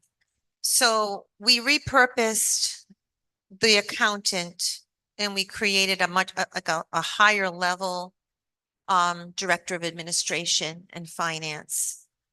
A lot of it was being driven by the Department of Education. They came up with all these regulations and a entire new accounting system. So we definitely needed to make that investment. But what it did was it took away that curriculum piece. And so over the last 7 or so years, this district and our taxpayers have put in about approximately $1.4 million of curriculum. And you may not, although I would ask you to ask your principals the impact that curriculum director is having, but what they're doing is they're making the curriculum cohesive and the elementary schools. But where the big impact is our middle school. And we need that curriculum. It needs to be worked on. They need to help our teachers. It needs to help the teachers, and then it rolls into the high school. So if you look at every single school district across the state, they have a position dedicated. So we have three leadership. We have our superintendent, someone in charge of the teaching and learning and curriculum, and somebody in charge of the money. So I know it may seem top heavy, but those are essential positions that are in every single school district. And in those districts, they have multiple tiers. They're bigger than us. We get it. And I think that's what Colleen was saying. Because we're so small, they have to do it all. They have multiple hats. So I do want to clarify that don't have a really top-heavy leadership team. We have a very small central office, especially when you look across other districts. And I don't know if anybody else wants to make a comment on any of the questions that Bonnie raised, but we can get back to you. Bobby. Why do I keep, sorry. No worries. Hi, James Atamian. First, I want to apologize. I'm very passionate about my child. That's okay, James. I get it. And I do Can you want please to just say your address? 62 Oakwood. Thank you. I do want to say I've only been to 2 school committee meetings. And I don't know if you guys had the union for the teacher. Pull it down if you, maybe. Did you guys have the teachers union president here on your request last time? No, it But was just, she we was- were calling back, Yeah, calling so all the. she was here. That's how I learned about the 25. So I was under the assumption that all of you would know it. So that's why No, I- I I- apologize. I apologize. James, let me for just getting- clarify I think what I got mixed up on. When it gets to be 26, that's when it goes over and you No, get the no, third, no, it it- gets the 13 According and to the the 13. president, it was 22 with the possibility Yeah, I of can- 3. Right, but what So I'm it saying, can't- when it she can't asked me be what the 26. tipping point was, you can't get to 20, you can't can get go to into 26, 25, but at 26, you When get I got 13 and upset- 13. When I got upset, you said, oh, I don't know, 26. It can't be 26. So I apologize. I'm Okay, very thank you passionate for about- clarifying. I actually negotiated So that contract. my question is, and this could be completely false, but I heard tonight that there are parents from Hope that petition, and you have to do a yearly petition. Am I correct with that? Parents from Hope that petition to go to North Scituate that could be in these classes. So I don't know if that's correct. It could be, it may not be, but I My- can tell you, we've not had any K parents request, K Hope parents request to I'm a go. first grade Hope parent, so I'm more worried about first grade. But my question is, you said you would do what's best from the parents' request, what the parent would have what's best for their child, and you would consider that and make your decision on that. So does that one child supersede the other 22 children? So is that one child's parents need for them to go to that school, and you think it could be the best for that child, but does that supersede the other 22 in first? I don't see why you have to accept it every year when you're hurting the other children in the class. Can I ask a clarifying question? I Yes. don't want to interrupt you. Don't know. I just want to understand so in that particular example, if you're saying that, how is that hurting? How How am I getting hurt? My child is going from a because you're small and I'm classroom. not Yes. questioning. I'm just trying to understand. You're So- saying it's going to go from It's gonna go two from- classes. Yes, to Okay, one. So okay, it's hurting. okay. So my child is on the more advanced side. So my child is going to be with the 7 kids with the IEPs. My child is going to be the one that's overlooked. Now I have friends that are teachers, and I had one when I told her this story, she said they have an inclusive classroom. She's in East Providence. She said, and there's days that she wonders if she talked to some of the students that are more self-sufficient. So this is just coming from the teacher friend that I had. She said, sometimes I come home at night and I wonder if I gave all the students the attention that all the students needed, not just the students that get the extra help. So my question is, and I don't know if there are, but if there are, and they have to petition every year, are we looking at just that one student, or are we looking at Hope in general? Because if we're looking at Hope in general, then we have to take that one parent's request and say, well, I'm sorry, you're hurting the other 22 in your district. And in my child's case, it's probably going to hurt him the most, because when he's neglected or when he's left to his own, he does nothing. When he's challenged, which Miss Lancelotta did tremendously, and thank you so much. When he's challenged, he excels. So going from that smaller classroom where he actually was able to help other kids and read to other kids to going to a bigger classroom where, not saying it's going to happen, but he might be overlooked because he's already reading at second grade. He's already in math, second grade. He might be pushed aside and said, well, you know what? He's doing fine. How is that one parent's request helping the rest of the taxpayers? Because we're all paying taxes here. Why are they automatically, is it a carte blanche? You did it one year, you get it the next. Or are we saying, you know what? Last year was a different year. Now we're looking at Hope as a whole, not just parent A on whatever road and their desires. So, like I said, I don't know if that is a situation, but if it is, I would hope that we look at it. And if it is, would we make it public?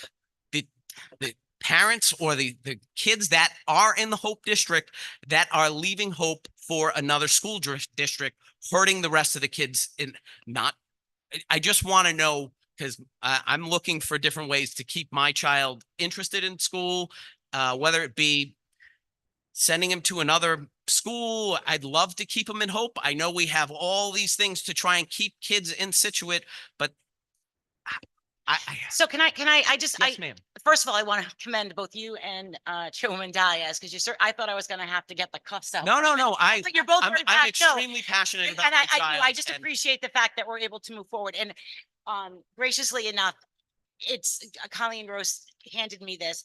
Carolyn is the one that's negotiated most of our contracts for our teachers for this. So there's different pieces. It depends on, It's so it big. is, but again, it is. So, I'm just going with what Yep, the last no, meeting. so I've only it's- been to 2 meetings. And Yep. the last meeting, so the young lady the came up reality is 3 it times. changes on, so there's, the contract pertains specifically to kindergarten, which says they may not be higher than Different 22 students, provided however, the committee may add up to 3 additional students beyond the maximum and compensate but according to paragraph 8. So that's for kindergarten. First and second grades, it can go up to 23 students, and the committee can add up to 2 students and compensate and both of these instances, if it But exceeds that was that. So the 23 plus 2 is 25. Yep. 22 plus 3 is 25. So I said 25 when I rudely, once and then again, it's 25. So extremely grades rude. 3 through I 5 are apologize 20 once again. Yeah, no, but It's it's 25 every time. yeah, it's 24 in the circumstances of kindergarten. So Nope, 22 plus 3 is 22 plus 3, 25. I Yep. apologize. And then it's 23 plus 2. So 2 it is just flopped 25. around. Twice. Again, is I it our was- goal to get to the I was back? an accounting major, so I'm not going to argue, but there's just some variables but obviously when these decisions are made, our superintendent is so very we- much aware we of. just circled around what we knew 5 minutes ago. So let me my question is it a carte, commenting. my comment and question is it carte blanche? Do these parents, once they request, it's okay, you request the second year, fine. It doesn't matter that we're reducing the classrooms or combining classrooms in Hope. I think it's Are we automatically It's a saying, great point. you did it last year, you get it this year because it's good for you, screw everybody else? So let us do this. Let's just go back and look at the data and let's see whether or That not would be we great. have. And I promise Could you, we're we- never going to could come out we here and make- say Johnny, Billy, and Joey. Yeah, no. And I know, I don't think that's what you want, right? But No, but I want to know Yeah. not names, but Yeah. numbers. Are there 3 students from Hope first grade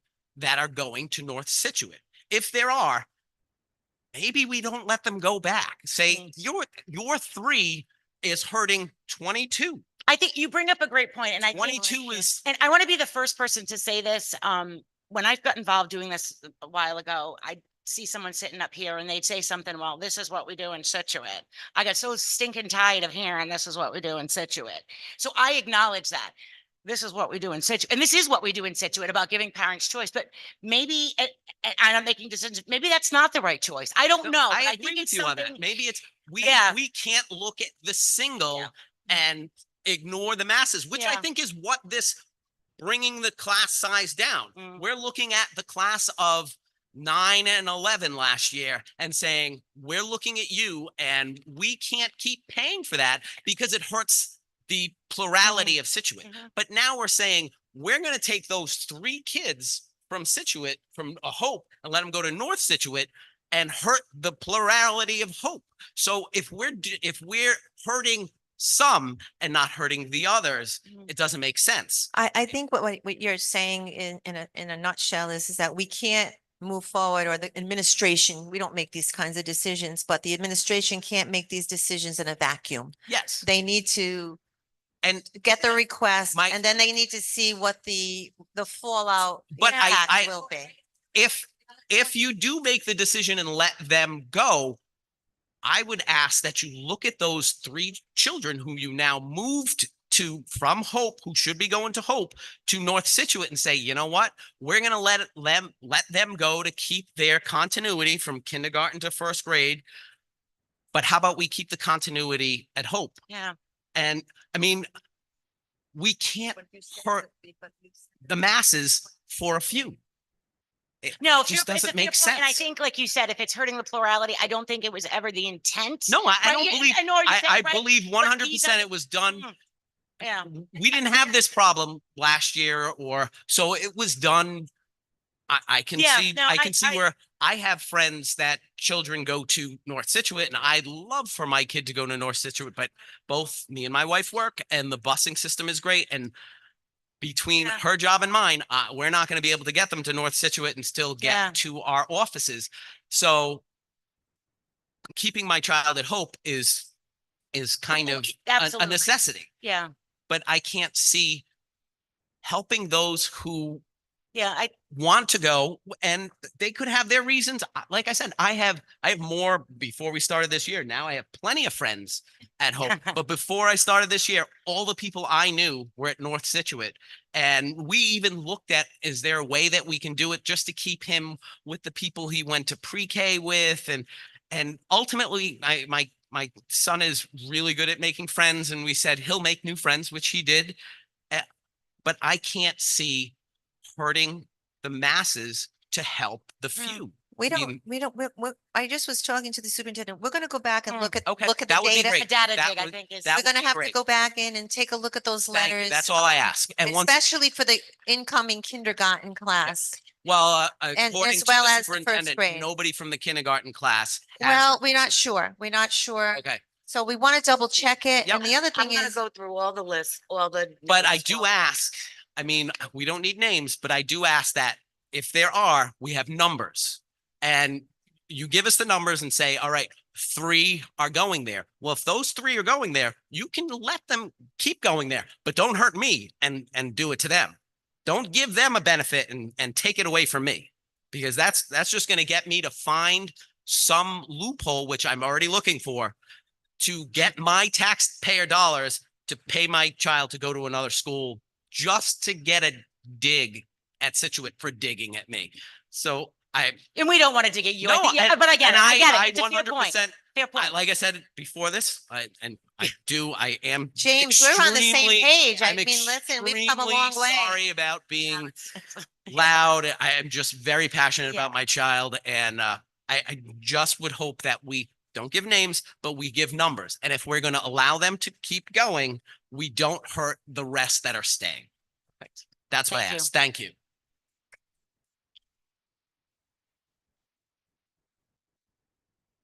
Hi, I'm Jen Roy, Hope School teacher. Do you want my home address? 107 Dawn Marie Court, North Kingstown, Rhode Island. The first thing, I'm again the spokesperson for the teachers, so I'm kind of scrambled and all over the place. But one of the things that Can you we- just speak right into the mic with the Yes, sorry. fans blowing right Yes, here? is that better? One of the things that we are questioning is we're looking at the little chart with the numbers, the teachers, the open seats. In North Scituate kindergarten, it says we have 36 kids registered for kindergarten at North Scituate. We have 2 teachers and we have 17 open seats. Now, if optimally we want to keep it at 22, I would assume, and not go to 25 unless we absolutely had to. That's- That math doesn't make, I'm on my summer brain, but that math doesn't make sense. 36 to get to 44 would be 8, not 17. So, I'm sorry, what class were you looking at? We're looking at North Scituate kindergarten, grade 0. Yep. 36 kids, 2 teachers, 17 open seats. But if we want it to be 44 and not go to 50, it's certainly not 17 seats. So yeah, these are, supposed to be 7. these open seats numbers are the maximum allowable with contract, with the stipends. And I don't, obviously That that's still not. would be wrong. So 50 would be the absolute maximum. I think that's a typo because when I talked to the superintendent, she told me 7. Okay. I think that's just, it's not supposed to The be. 7. number based on the report that we pull out of Power School gave us 17. Okay. But you're right, your summer Okay. math brain is right. I'll make sure. It's, Okay. you're So right. that should be It's corrected. 50, so it's 14. Yeah, Yes. it would be, yeah. Okay. And again, I'm going to be out of order because I have teachers texting me. We didn't want to all get in line, so I'm going to do it for everybody. So that was one of the points. Another point is, as you all know, we are a Title I school. We have multiple IEPs. First grade is a big year for identifying more. I myself had 3 new students this year to my class. That happened 2 in August and 1 in November. And I had 2 kids that were identified with IEPs this year. So just know that first grade, that is very much an occurrence. So if we have all of those first grade kids in one room and with already 7 IEPs, just know there probably will be more. And that is a big load for one teacher to handle. Can I just make one comment about Sure. IEPs? Because my son had an IEP all the Yep. way through school. He's got a master's. I degree taught now. your son, so I remember him. Oh, yeah. Did you? Yeah. I just want us to make sure we don't broad brush IEP students Mhm. because I think there are some students that have some real challenges and parents are really dedicating themselves. And there are others that may need speech, they may need, Mhm. and I'm not trying to minimize their disability, but I just want to clarify because I don't want to broad brush all IEP students because they all have different levels of service. Yes. And I just wanted to make sure. But there make is that certainly a statement. recommendation about what the percentage is. It may not be a regulation, but it is a recommendation, which we've already discussed. So we have also, so we just had a clarifying question about if the kids, we were just confused about why we would send Hope School kids to North Scituate. Would you pay for that busing or would parents need to provide transportation? Just clarifying on that.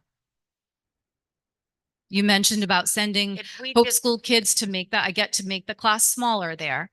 Send them to the open seats at North Scituate. Would you provide the transportation for if that? we displace students, we provide transportation. Okay, that's just confusing to us. I'm sure you know why, because you say you can't bus Clayville kids to Hope because of the reservoir and the roads but yet we have one neighborhood that has 2 or 3 different buses going down it from different schools. So I do think that it's time to definitely look at redistricting. For a while, I don't know if it was under Carol Blanchette or Larry or Paul or whoever, whichever superintendent. We had at the time, but there was a no homeschools in Scituate policy. So somebody could move in across the street from Hope School and the superintendent's office had the authority to send them to Clayville School or North Scituate School if that's where there was a seat for them. So that I don't know that that's a policy. That's a practice in this district. It's unfortunate. And I've said this since the day I've been here, just because, and I know no one's going to like to hear this answer, but just because somebody moves into, we do our best to accommodate. Yes. But if someone buys, and I've said this publicly in meetings, if someone buys a house on the side of Hope Elementary, and I should use another one because I don't want to think you guys I'm picking on you. If they buy a house at the side of Clayville and there is not room in that school for that child, Mhm. we would then send that child to a different school within our same district. Okay. It's just confusing because I know, as I said, I live in North Kingstown. I never had a school choice. My kids went to Stony Lane. They were going to Stony Lane. I could not send them to Fishing Cove. That was the way it was. There was nobody I knew. My kids have all gone through those schools. I do not know of one family that got to request an elementary school in a transfer. So I think that's definitely something we should What I look just at. spoke about had nothing to do with request. Okay. What I spoke to had to do with class size capacity. Yes, and I understand that. But as far as what we were just talking about with the last gentleman, that just kids going to North Scituate School because they want to go to North Scituate School, parents want them to go there. It's kind of sad because I think Hope has a certain reputation in this town as not being a good school, which is absolutely not true. But I feel like things like this hurt it because you take away some kids that could help bring up our scores. You know, and then they're going to different schools. So I don't know. I just think that I have to strongly policy. disagree with you that Hope Elementary has a bad reputation. Oh, in it town. does. I've lived here 30 years and my children did not go to Hope Elementary. But again, you all come together at middle school, high school, and there's some of our best and brightest students Absolutely. 6 out of the top are- 10 were are from coming Hope. out of, and some of the most passionate, and not excluding this group here, some of the most passionate, involved parents and children that I've come across in my 30 years in Scituate come from Hope. So to say that it doesn't have. Oh, good I agree with reputation, you, but I'm saying I have heard. if that was something, I think it was days gone by. Because Okay, that well, I certainly hope isn't- so, because it's certainly not true. So the other thing, I have a long commute, and one of the towns I drive through is Coventry. And every day on my way to school, I see not just buses, but little minivans that have the school bus sign on them, which is certainly cheaper than the 70, I don't remember the number you gave, but 75 or 77,000 for a full bus. Have you ever looked into that for means of We've transportation? looked at it in spades, both the Okay. minibuses, the Yeah, minivans, yeah. and as well as the buses. Okay, And just making sure that stone yeah, has not no, been left unturned. I think, you know, we might have some of, we've done it multiple times. I know we have but the I know the latest minibuses. one we might be able to, you know, might have that report we could share with you. Yeah. So. Okay, and then something else on my list is that, so, and I understand the trends. My brother does this for a living. He's told me about the trends, the population trends. So if Hope is now going to one of each class for K and 1, and it continues to do that, and let's just say the trends are correct and Hope continues to be a 1-class school. I'm not a taxpayer in this town. But if I were, I would really be questioning how it's fiscally responsible to run 2 elementary schools with 1 of each class, because we have Clayville, which has had 1 of each class for many years now. And it looks like Hope is going that way. So is there some long-term plan to consolidating, or are we going to continue to run 2 elementary schools with 1 of each class? I think it's a good question. I think that when we were trying to close the $1.2 million deficit, there was a finance, a budget reduction committee that was formed that worked for 2 years to try to bring down the deficit. We were in dire straits and we looked really closely at consolidation. The problem is that when you look at the data, it's going to level at the current rates. And again, this isn't including any new homes or developments, because typically Scituate doesn't have a lot of building. This is the most time we've seen some new housing coming in, which I think is a good thing for our town. But when you look further out, they do go up. And one of the things that the Department of Education will always tell us is if you close a school, you can't reopen it. You not have to have it. You maintained. can't get it back. Yeah. So we have to continually look at that balance and where those trends are. I think the last time before COVID, we were trending that we were going to run out of space in our elementary schools. And then COVID hit. Yeah. And now the trends are down. So again, it's a dynamic situation. You've been in education probably most of your life, and Yes. and so we have to make prudent decisions about, you know, what we can let go of and what we can't. I Like do 2 have to classes tell at you, Hope. I don't believe it's healthy to have a single class No, it's not. in a school. Yeah, and as I that's my said own last personal time, opinion, and I'm not crazy about it at Clayville. we're not asking But- for 10 kids in a class. That's almost too small. I understand, but you know, and I don't want people to get upset when I say this, but I can't tell you how many people have approached me, and because it's gotten some traction, I guess it was on the news, and they're saying, you know, are you seriously gonna let those classes run with 11 students or 10 students. So as much as I hear your passion, there's a lot of people watching. And I care about kids. That's what I care about.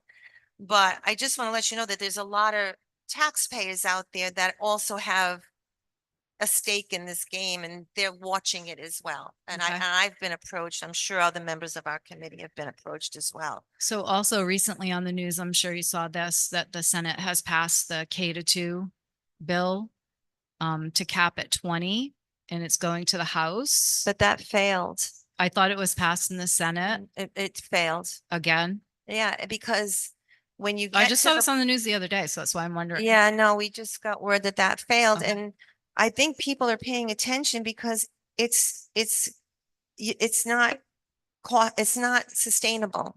They can't keep the teachers that they would have to hire, especially in our urban schools. It would break the bank. So that's why I think that they do come back and it didn't go through. Okay. So I just want to add, the class sizes is not something new here to Scituate. When one of my children was at Clayville, well, two of them were at Clayville, they had 2 classes in every grade. 2. It ended up being 1 in each grade. My son had the same teacher in 3 different grades out of his 5 years in Clayville. So I don't know how many had IEPs, had that stuff, but the classes went from a smaller class to a bigger class. In regards to redistricting the school, my personal opinion is I would like to move the middle school to one of the elementary schools and put the 2 elementary schools together. That's what I would like to do, because one of the biggest issues here in school, in the high school, middle school, is when they get to the 9th grade, a lot of children are kind of worn out because it's the same environment and they want to choose to go to a different environment. And that's why some of them leave. But if they just came up here in the 9th grade, they would like that the whole 4 years. That's my opinion in regards to that, but I'm one person. Yeah. Okay, well, I guess that was it from my teacher list. One other thing, sorry, I just saw it. And you know, by contract that after 22, when you pay for 23, 24, and 5, I believe there's supposed to be a full-time assistant. that is drilled into my head right now. I know, I'm only saying that because I've been on interview committees and it is not easy to find assistants. We are short, we've been short. I don't know how that's going to be covered. If at best it will be piecemealed for Mrs. McCann and Mrs. Barlow, with a person here for half an hour and then they have to go cover this duty and a person there. And it's not going to be, when people think by contract, you have a full-time assistant. I think the vision is you have this person who's with you all day long. We know it's not going to happen like that. So, and this is our own contract. And personally, when Mrs. McCann and I were on negotiations, we wanted to address the classroom size, and that was not open for negotiations on the last contract. But it certainly is important to elementary teachers. The K-12 size of 25, it may work in a high school class, but it is not optimal for K1, 2, and I'd say 3. So I don't know. Well, there's specific language there that could potentially be renegotiated at the next Yes, time. I think so. So Mrs. McCann, negotiations again.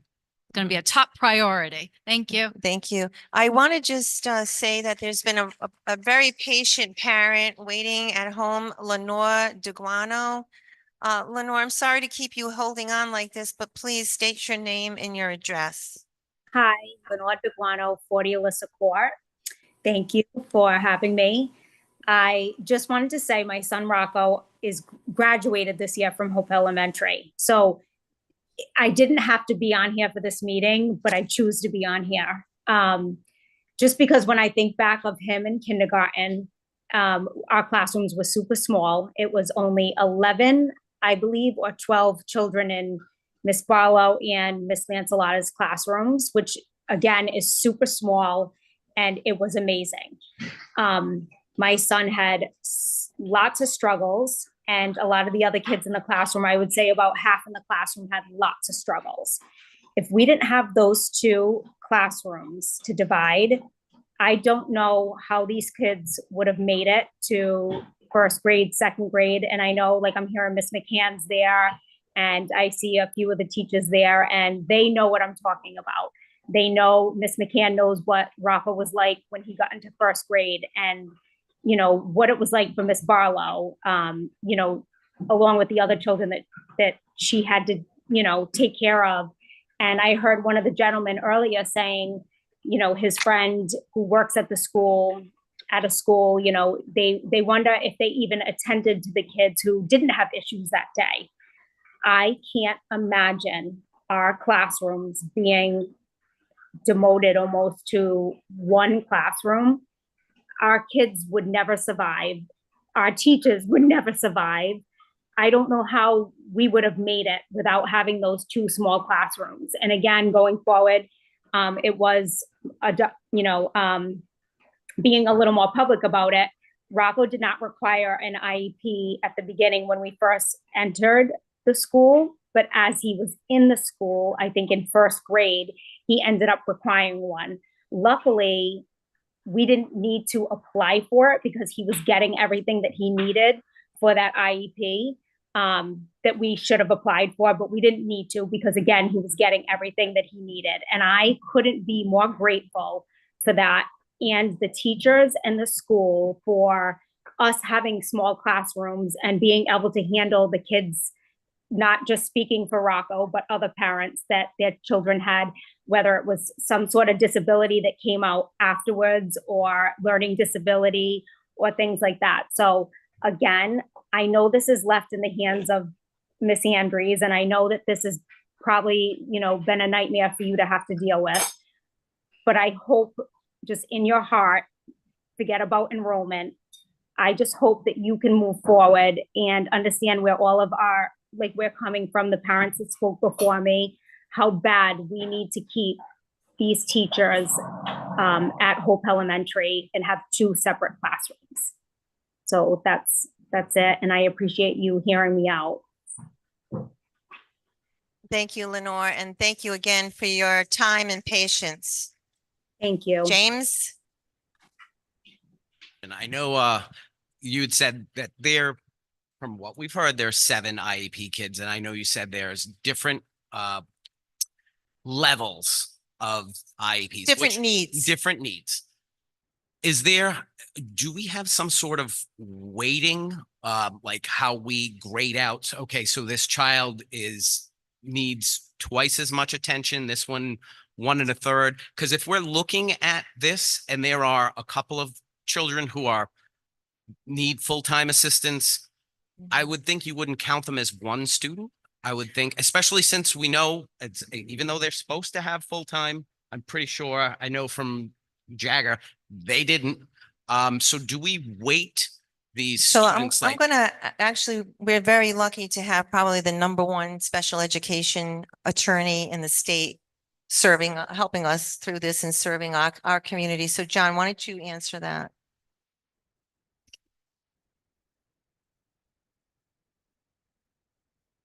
Am I on? You are. Okay. The answer is absolutely not. That would be a civil rights violation in that we have to look at all kids individually in terms of what their needs are, but weighting is illegal. Okay, but so And you're looking at individual needs. So if That's correct. So if if a child needs a one-to-one assistant, then a one-to-one assistant is put in the IEP and a one-to-one assistant is assigned to work with the are child. those one-to-one assistants there full-time? Depends on what it depends on what the child's IEP says. I would go right back to Chase here. I know that his Well, child that Scituate doesn't do one-on-one because if my son is out, you still have to pay them. I said, I was told that Scituate does not do one-on-one because if my child is out, you still have to pay that person to be there and they're not allowed to work with another kid. And So again, mine is 1 kid to 2 people. it depends on, and again, And he's had 3 assistants this year. again, it depends on the need of the child. For example, if a child needs help with the bathroom, Mine that is does. written into the IEP. It is. And one person helps the child with regard to the bathroom. If a child needs to be monitored for a particular behavior, all day. That person, it's written into the IEP. However, for many children, what is part of their education is trying to generalize skills. That is, so they are not dependent on one employee, but that they are working with a variety of people during the time that they're in school. Okay, so again, you weren't here at the last meeting, but he's had 3 assistants. One who got moved to a kid that needed more help. One that was a part-time person, left for a full-time job. And then for another agency, and she was only part-time. My son had jumped through a bunch of extra hoops that I had to run through the IEP meetings to make sure he had exactly what he needed with my advocate present multiple times to make sure the people at Hope knew exactly what he needed. Safety issues, fire drills. I'm not expecting a first grade teacher or an assistant to carry my kid out. If there is a fire because he has a fire issue, he needs to work on that. I agree. But I also don't think 21 other kids should get trapped in a building because one's arguing with my son to get out because their assistant is at lunch and they couldn't cover anybody else. And again, there are kids who have it written into their IEPs that they need to work on fire drills. It is. And if it is, then you have every right to hold the school department accountable towards working on the goal of being able to participate in a fire drill. But what I'm saying is And- you guys are having a hard time finding assistants Let me- for my son that Let who me is let me autistic. respond to the issue of assistance. I represent districts all over the state of Rhode Island, both public schools, charter schools, private schools. There was a tremendous amount of money that was given during the pandemic to public schools and also to charter schools. All of that, then it came from Washington. It did not come from Scituate, the Scituate Town Council. It did not come from the state, directly from the state of Rhode Island. It came out of Washington. All that money is ending with this school year.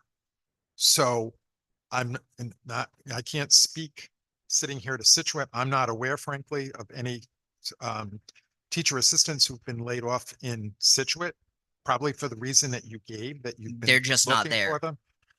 Other districts are laying off teachers, teacher assistants, because the federal funds they use to hire those people have gone away. So whether I think it's unfortunate. I wish the money was coming from Washington, but it's the market for teachers and for teacher assistants. Districts, we heard today that Scituate did not get all the money that it was expecting. And when the superintendent prepared the budget here in Scituate, the superintendent had to address the fact that it's called ESSA. The ESSER money was going away. So I think you just proved my point. So why would we, if we know we're having trouble getting assistance, why would we take a class and combine it, knowing that we're having trouble getting assistance for those children that need it? My point was on the weighting. It's a subjective theory on what each student is. It's not something in law or how we're doing it, so it can't be discriminatory, but it's subjective. You know that this child needs extra help. If we don't have the extra help, Why are we getting rid of a teacher that could be another body? we're smaller class. we're making a big problem bigger.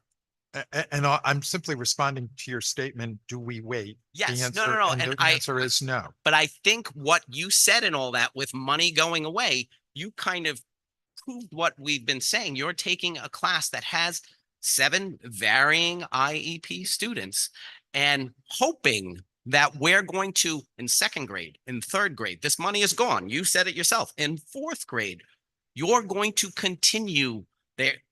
If they're down to 22 now, I know parents that are saying if they do this, they're going to leave. So maybe we'll get down to 18 or 19, but still, I don't see if you're going to do it now, you're not going to change it when we get to the next grade and the next grade. But you said it yourself, the help is disappearing. The money is disappearing.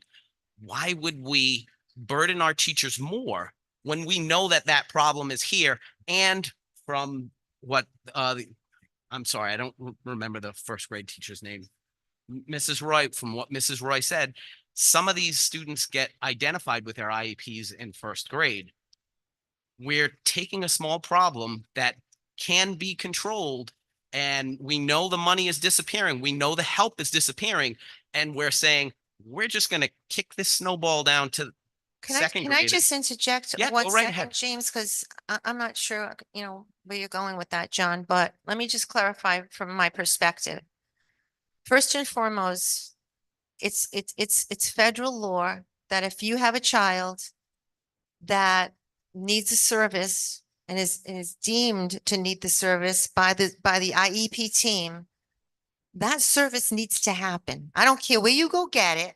I don't care how much federal money is running out. You need to provide that service, period. That's what the law states. You have to provide the service.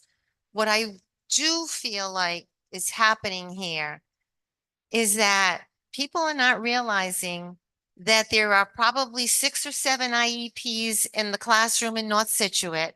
There's probably IEPs. And then the other thing is, and again, I've been in education for a very long time, and I've looked across the state in multiple school districts.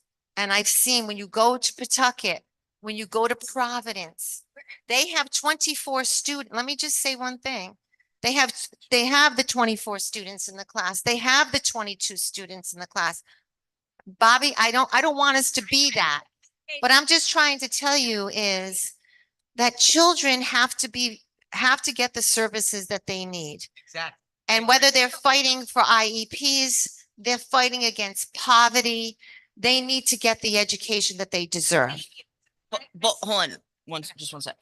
What we're saying is unless we divulge what our kid's IEP is there a better way to say, okay, my son has autism, he's here, but this one has just speech.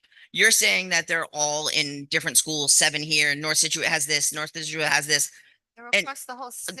yes, but is there a way maybe that should be written that you could only have, because I know there's levels. My kid falls right about here because we did the evaluation. So he is semi-verbal. And is there a way to be like, there's only so many, and it could be in like a teacher's contract. You can only teach level 3, so many in a certain level, because there's. We are really treading on thin ice because for right now, and I don't want to get into any individual child's situation, but I have to tell you is that the way the federal law is written, that the child presents and the district provides the services around that child and makes the accommodations. And so whether it's in North Scituate, Clayville Middle Yes, School, Pawtucket, I'm not anywhere trying- else, those services have to be delivered. And we can't say, you know what, we've got too many IEP kids in this school. No, You no, go to it's not what that I'm- school. no, no, We I'm- have that's to not what I'm saying. accommodate the student. No, I'm not saying that. I'm Okay. saying from if it's the superintendent's in charge. If you're looking at any school and you're looking at the 22 kids, you have the list in front of you of how many kids are at Hope. And you're saying by yourself with nobody else, not divulging anybody else's IEP, but this person is a severe IEP. This one has, and then you're like, I'm not degrading anybody's, but this one's just speech. So this one can get by with just speech. You're telling there's 2 kids with just OT1s, 3 with just speech. And then you're looking at a classroom that may have 5 kids with autism. The numbers aren't there. Those 5 kids, yes, in their IEP may say they need assistance. No, every decision is made at the IEP team Yes. table by that team. The least restrictive environment for that child based on their needs. And that's what the team's job is. Yes. So But we the don't team's take job doesn't kids divide and the then classrooms. weigh them. No, I know. And then I make a decision. No, I know right? that. No, I'm trying to figure out, I think the number is the fact that it's 22 kids with different IEPs. 7 of them have different IEPs. But in the teacher's contract, there's obviously not some number that I don't know because I'm not a teacher that says they can only I'm not trying to segregate people. I'm just But saying it's against the law to It's do against that. it's against the law, and frankly, to if- divide them. I'm not talking about, I'm just talking about so they're not overburdened with teaching that many kids with certain IEPs. I'm not saying divulge anybody's IEP or whatnot. I'm just saying for a teacher that teaches 22 kids, I don't like to use the word normal, but normal can teach 22 kids that can function. One a little bit slower, one a little bit higher. But when you're taking 22 kids with different IEPs, some of them more severe, do they factor in at all? Is there a way to factor in a number and with, okay, we have 22 kids? yeah, and the answer is that depends on what the needs of the 22 kids are. I've worked with classrooms around the state where there are more adults in the classroom than students because those students need more than one adult. It depends on the needs of the children. So for example, if there are 22 students and there's the kids with IEPs need a second teacher in the classroom or a teacher assistant full-time, then that person by law, as Carolyn indicated, we're required to provide that. I was just thinking it'd be easier for two teachers to maintain their jobs with two assistants in that versus one teacher teaching with four other adults in that classroom, because what happens if four of these kids have assistants? So now you have five teachers trying to control 22 adults. I was just trying to see if there was a way to divide it. Am I not making sense? I think I'm following you, but I think what John and Carolyn are saying, believe it or not, by doing something like that, we'd be discriminating. And I know that's certainly not what you're intending to do, right? Like you're trying to No, I advocate was just for- trying to say, But if there ever was something that said, oh, you could only have X amount of IE, I think it would be discriminatory in nature, even though that wouldn't be the intent, if that makes sense. yes, that makes sense. I was just trying to figure out a smaller environment is easier to teach other kids with one assistant other than, which again, I don't know who else has an assistant. But if you've got four other adults trying to wrangle in all these other kids with the teacher trying to talk, it'd be like you guys up there trying to wrangle us at the last meeting. Yeah, and just It keep was in mind, very that some of the difficult. services also require for the kid to be pulled out of the class. So they're not, everything is not just Yes. happening in the classroom. Trust me, I know. I've been will- in my son's They classroom. will leave the classroom. I So don't- it's very dynamic. I'm very close with my IEP team, and they're probably sick of looking at my face because I've had lots of IEP meetings with my advocate That's a good thing. being in there. And I'm well aware from a kid that wasn't talking or using the bathroom is getting the assistance and is working on certain things that I would never think he was doing that quick this year. I'm worried that my kid is going to get all the attention and distract the other kids. I'm not just thinking about my kid because he's got disabilities. I'm looking at it all as a whole. The kids are learning from him, he's learning from them, and it's going to be chaos. Like again, I thought about it the night we left this meeting. There was 5 of you up there and there was only maybe 40, 45, 50 people of us. And you had a hard time wrangling and telling us to be quiet and use the microphone and yell so you could hear, but don't yell and scream. And I said, you're 5 grown adults with grown people with their own opinion. Now add 6-year-olds to that opinion and 1 teacher and maybe an assistant. But if I they're just not want- floating around. I know you're saying there's other aides in there. However, the aides are specialized in certain things. And what happens when that aide has a personal day and they can't get anybody to fill that spot? Well, they're gonna have to fill it because it would They be mismatch everybody. I know, but they would have to have it filled because it would be violating that student's. And they're trying their best, and the special ed teacher's been in there. And I'm not saying they're not pulling their weight, but you can't make people appear if they don't come to work. Okay. And I just- where I do you just- pull another person from? We if could be there's talking about people visible? IEPs and special education. I'm just- I understand but that, that's what but we I were did talking want to about. make the point that there's IEPs in the other schools and the high school, that they're all over, and we manage to the needs of the students as that's well fine. as well as to the management of the classroom. So we understand what you're saying. There could be too much of a pull on one teacher, but those are addressed at the IEP meetings. Thank See you, in the though. fall. Hi, Bobby. I got it right. Oh, can you hear me? All right. So obviously the whole 7 IEP thing is a contentious part, but I would ask that. So I think some of my friends here were talking about like the disparity and actually the workload on the teacher in the classroom, right? Given that we have so many individuals. And again, we know varying IEPs, et cetera. My question to you is, we have these students who have been identified for needing special support. And so in a classroom of what we're up to 23 right now, right? So we got 23 kids, 7 of which who need special support.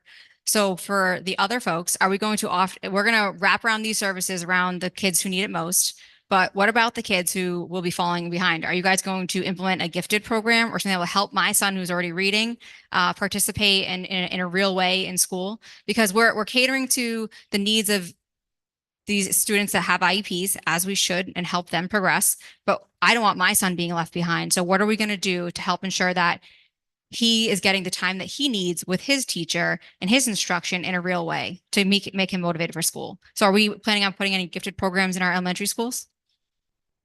Well, I think first and foremost, again, I said it the last time, I think we have amazing educators in our school district. I think that they look at the data, they see where because even with a child that's just in general education with no needs, they're all at different levels. They all have gaps. Some of them are exceeding well beyond the expectations. But a great teacher, and I know that our teachers are doing this, they differentiate their instruction. They differentiate to the needs of the student. But how can they with 23 kids? Realistically, right? Practically speaking, how can they with 23? But you're making believe that or you're indicating that this is the only place it's happening, Bobby. It's happening across the whole district. So I don't understand, like, no, why is this a special circumstance when we have school teachers. So why educators in these other schools that are doing it? So tell me how the Hope kindergarten entry testing stacks up against Clayville and North Scituate. Where do we fare? 1, 2, or 3 on that scale? I'm sure the superintendent knows, and I know it's not 1, and I'm pretty sure it's not 2.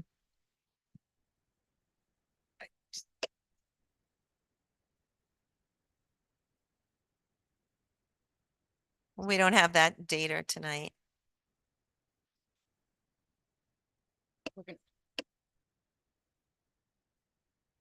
There we go. Sorry. I'm back, Michael Smith. Last meeting, we talked a lot about the difference between equality and equal, and that our school being a Title I has lower income, right? And I know there's certainly studies that are around that show you that, unfortunately, less income, household income, comes with less supported home for the children. There's absolutely studies out there that show that. That's why I mentioned Pawtucket and yeah, exactly. I used to live in Pawtucket. I moved out of Pawtucket actually when my son was being born to Hope for the classroom sizes. I lived next to an elementary school. But going back to the whole that household incomes being less with Title I schools comes with less support at home, which means we need more support in the classrooms, right? Have we looked at, since the last meeting, any kind of study that shows Title I schools need more assistance in the classrooms than other schools, being that we are the only Title I school in our district? Have we looked into that at all?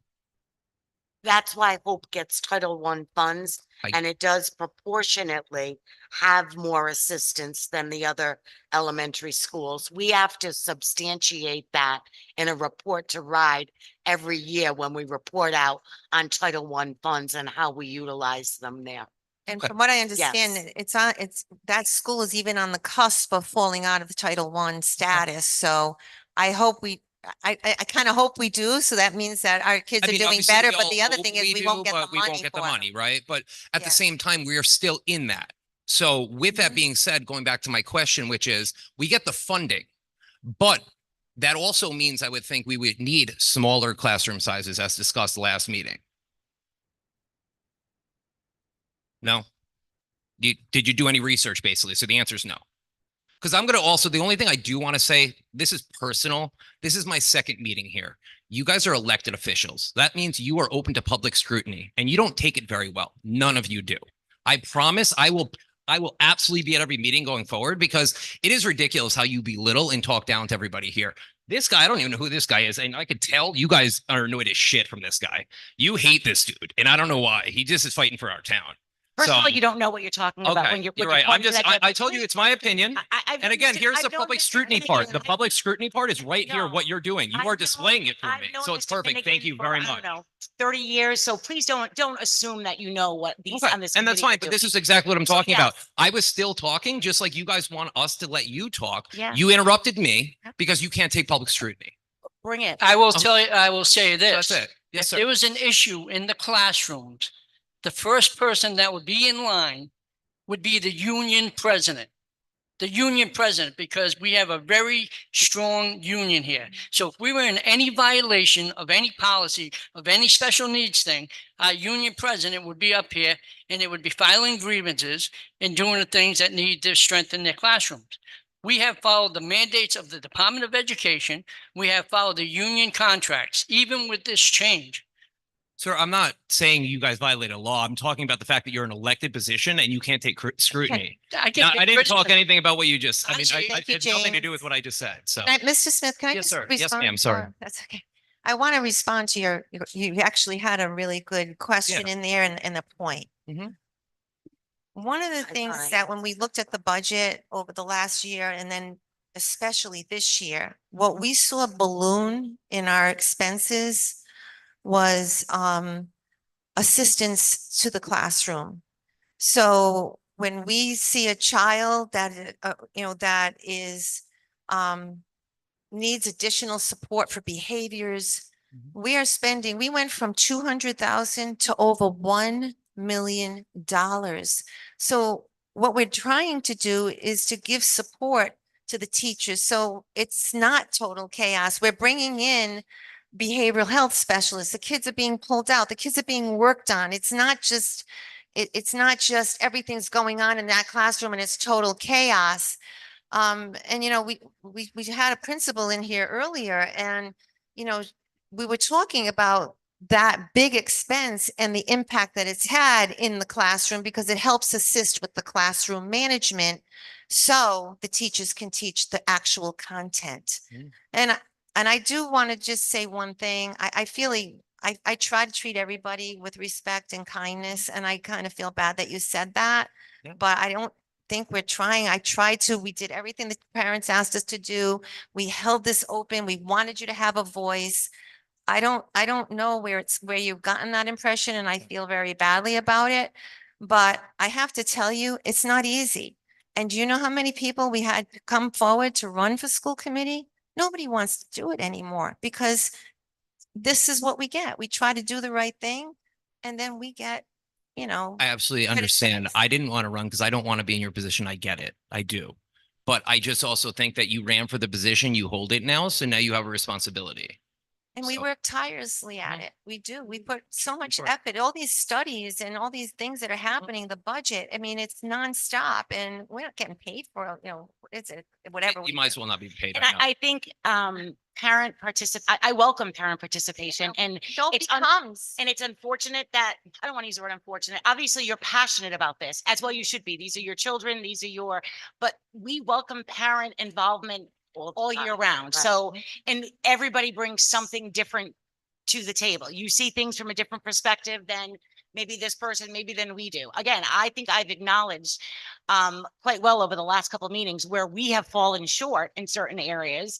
The gentleman tonight that started off yelling and screaming with Carolyn turned out to be an extremely productive conversation when we look at things through a different lens. We don't profess to know Very everything. helpful. But I think it's important, as that gentleman said, we're granting these wishes to send children to other schools with the intention of parent choice and accommodating and doing the best we can. What are the repercussions of that to the broader population? That need to be brought to our attention. What can we fix that today or tomorrow? No. But by him being here and being engaged, I think he brought us a viewpoint that maybe we didn't share prior to. And the only person that comes somewhat consistently is the gentleman sitting Oh, behind you. I agree. Mr. Faley. No, I can tell. So. I can tell. And I will be here. I promise you. So thank you guys.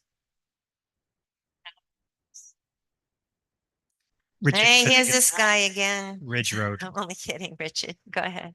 I'm not a parent of a student at Hope, but I'm a taxpayer. And at the town financial meeting, I did not know that classes were being cut at Hope Elementary. I don't think anybody knew. I believe every parent here would have been at the town financial meeting if they knew. I think that's the mistake of this school committee, not letting these parents know that these classes were going to be cut. Can I just say one thing to follow up with that, Richie? Because this came up, it was a big discussion on this at the last meeting.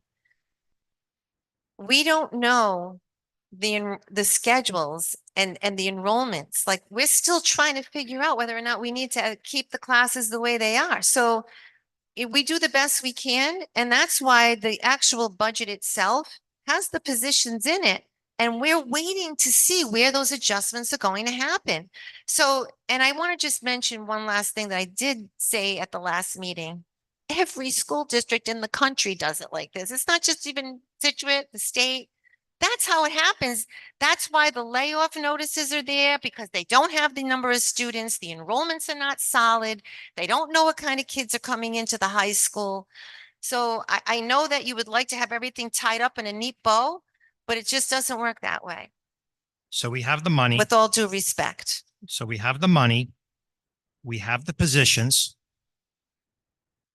Do those students at Hope Elementary have the grades compared to North Scituate and Clayville?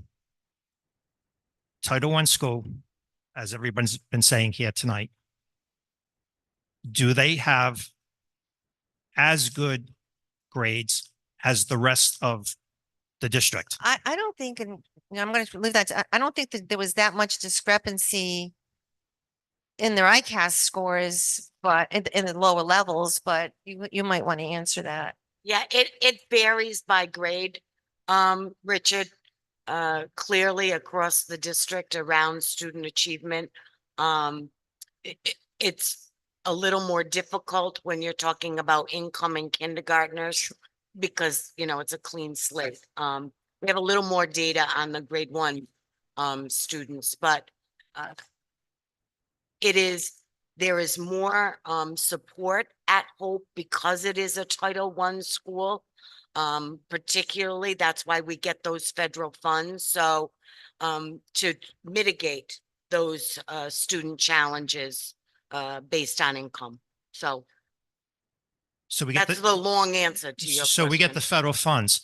Now, the question is, what is the town spending per student? The town per student at Hope Elementary, the town's dollars compared to North Scituate town dollars, compared to Clayville town dollars, not federal funds, but town dollars.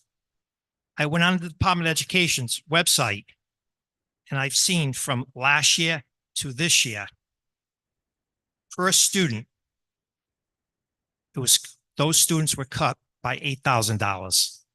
That's Okay, that's on the educational website. That's a lot of money. I don't know where that money. I know, but you're talking about COVID money. That was an influx of money that came in, and we drove it to where the needs were.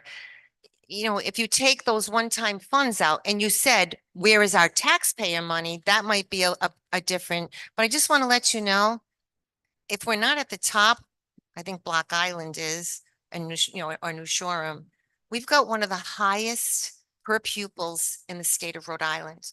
We are spending more per student than every other district in the state. So we're investing. It's not perfect. We're trying to do the best we can for the resources we have. But you got up tonight earlier, and you talked about the 4%. We went to 4%. How could we ask for more money? We tried to ask for whatever we cut. And you know what? They did cut us. They cut us. I'll tell you how. We ask for it, but we don't always get it. I'll tell you how. If these parents showed up at the financial town meeting, we could cut salaries of some of our town employees. We have a finance director that got over a $30,000 raise this year, plus 7% longevity, comes close to $50,000 increase in pay. So if these people knew that these classes were going to be cut, I believe they would have showed up at the financial town meeting and we could have cut some town salaries to keep these classes. It's a shame that we're given those kind of raises out in this town when we're cutting support to our elementary school students. It is absolutely horrific, but they should have been given notice. You know, and we try to get the parents there. I actually asked, we sent out, we needed them there this year because of the bond. A $3.5 million bond is like spitting out of $38 million worth of work. And we had to beg the parents to come. And guess how many people showed up at the entire meeting? 80 people to approve the entire budget. 100 people. Well, I It was- think it- when they were taking the count, it was 80. Yes, they were us. Take us out and you out. Oh, you can Probably less than you could 80. take. The town I council. believe the number was 100, and you can look at the record. I think because Yeah, but it was, I it put was a including all the elected officials. I That's- put a motion in, and there were 75 people who voted for it. So I know it was 100, and I think if this ever happens again, 100 is appalling. 100 is. I would appalling, agree. I would you agree. know? So I I don't would know what else we absolutely can agree. do to get And people to this come is to a the tough school job. meeting. I think the superintendent is doing a great job. I really do. But the fact is that these parents deserve notice. I believe in transparency. Okay. We had so many meetings, budget workshops over and it's. I was just- there, never came up. Never, No, ever. because came up. what Money came never came up, up? but what came up was So $420,000 turnover number, and she has to go take 2 positions out of the budget. That was there. We didn't know what positions they are because we're waiting for the enrollments. And we've got 11 kids in one class and another 11 in another class. That's why it rose up. We're still we could be here till 2:00 in the morning. At the end of the day, we heard you last time. We heard you again, and I think that James, I forgot his last name, was probably the most impactful tonight, bringing a situation to us that needs to be looked at. We're going to continue to look at this. We're going to continue to monitor it, and we're going to continue to hope for the best that we can get more enrollments in here. We're not giving up. And was it Jen that so, she said, we're going to go right to September 1st. So let's see what we can do. Let's see what the numbers look like. She's going to look at those letters to see how many actual kindergarten parents have moved. And let's see what it does. So we have a town council meeting this Thursday. I Yeah. would expect somebody from the school committee to go to the town meeting in public comment section, say that you're going to come before this town council and ask for funds for these 2 positions to fund these teachers and these students.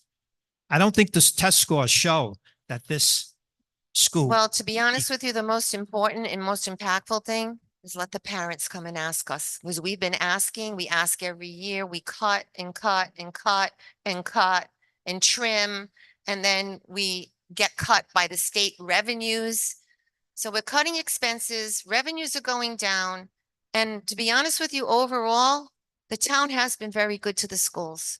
And the town council has been good to the schools. But there's other competing priorities that they're trying to buy, like fire trucks and rescues and things like that. It's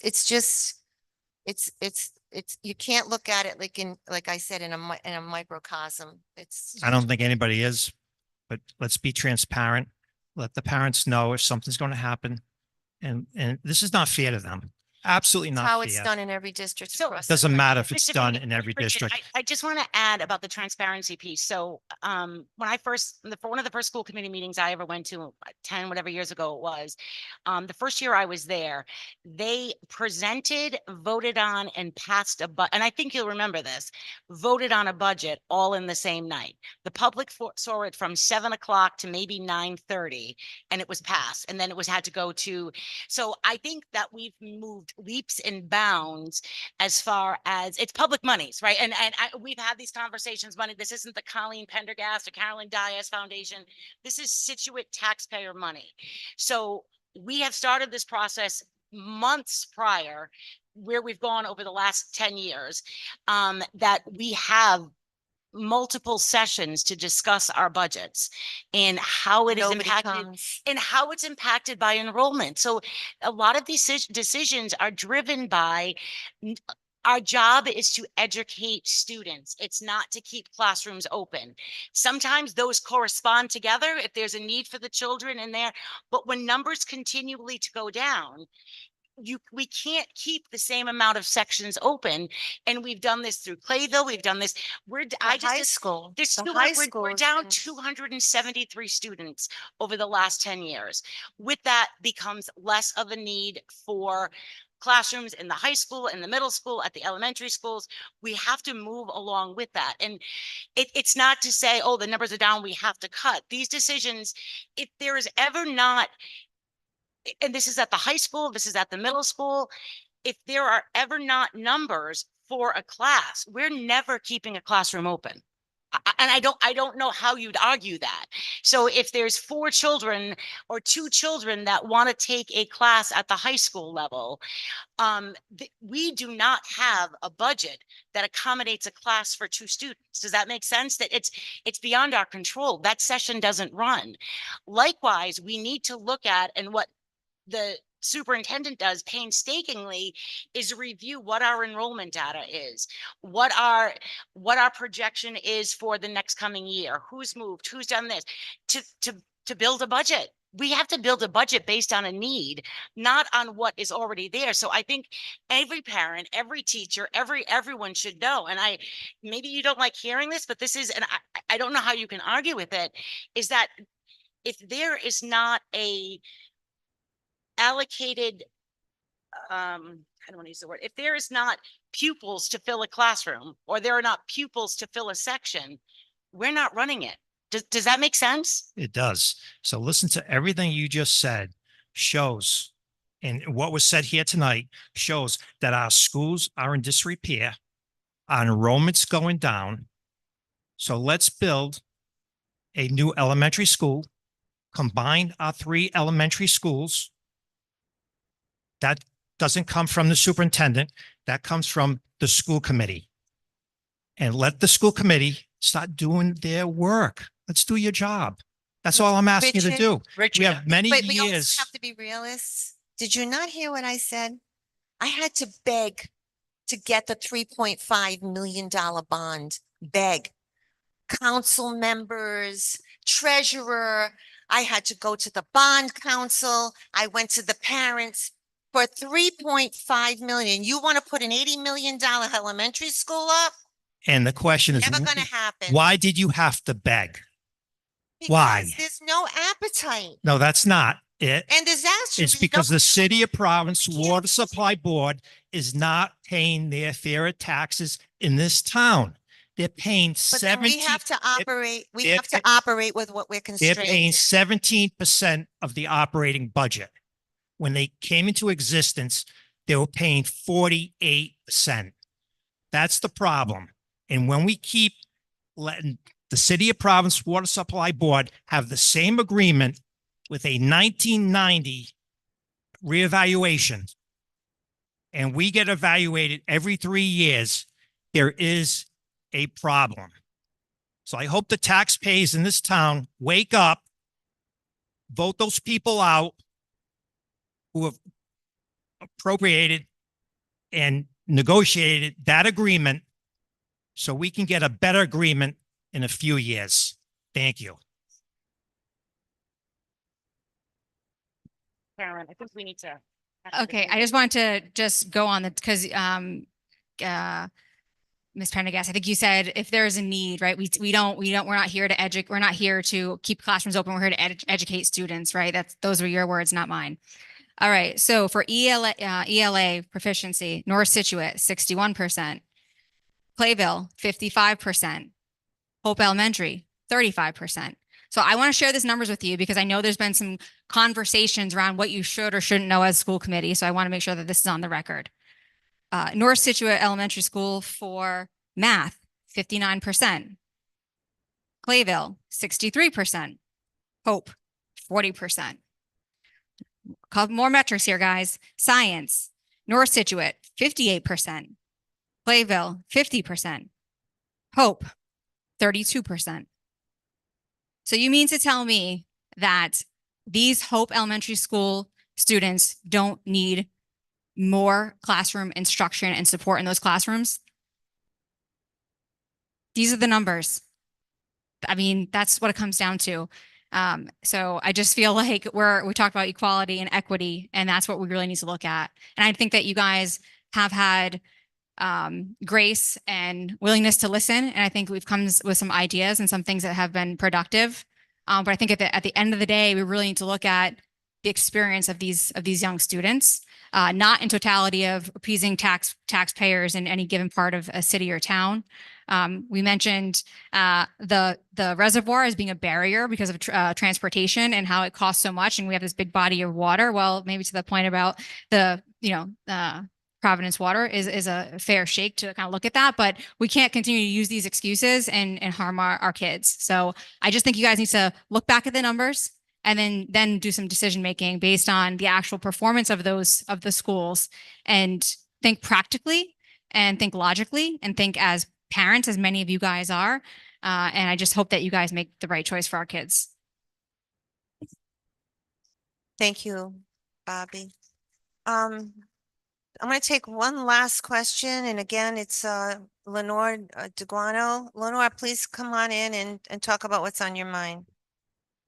Hi, Carolyn. It's Lenore's husband, Mark. How are you? Good. Who is it? Lenore's husband, Mark DeGuano. Oh, I was going to say, what happened to Lenore's voice? Oh, thank you, Mr. DeGuano. Could you state your name so we'll know what your first name is? Mark DeGuano, 40 Alyssa Court.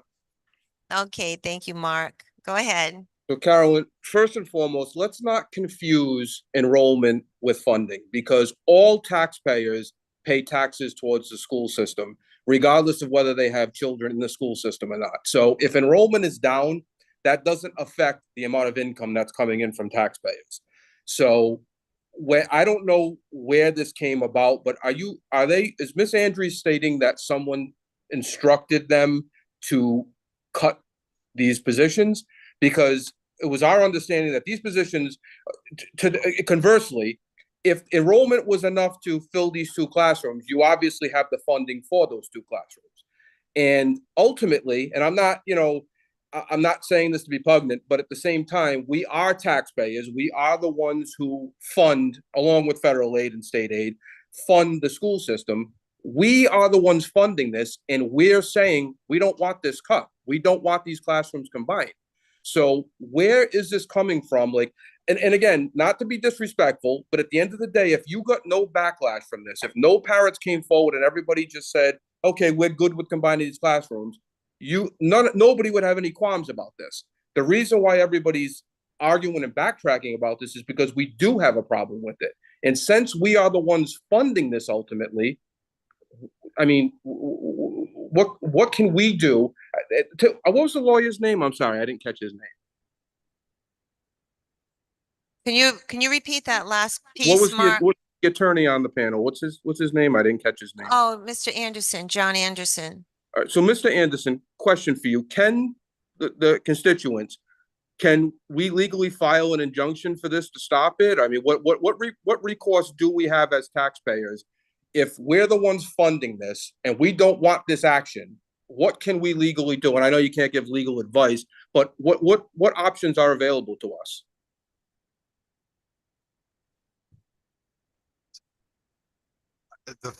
the first option is to do what you're doing tonight, and that is taking the matter to the school committee. Mhm.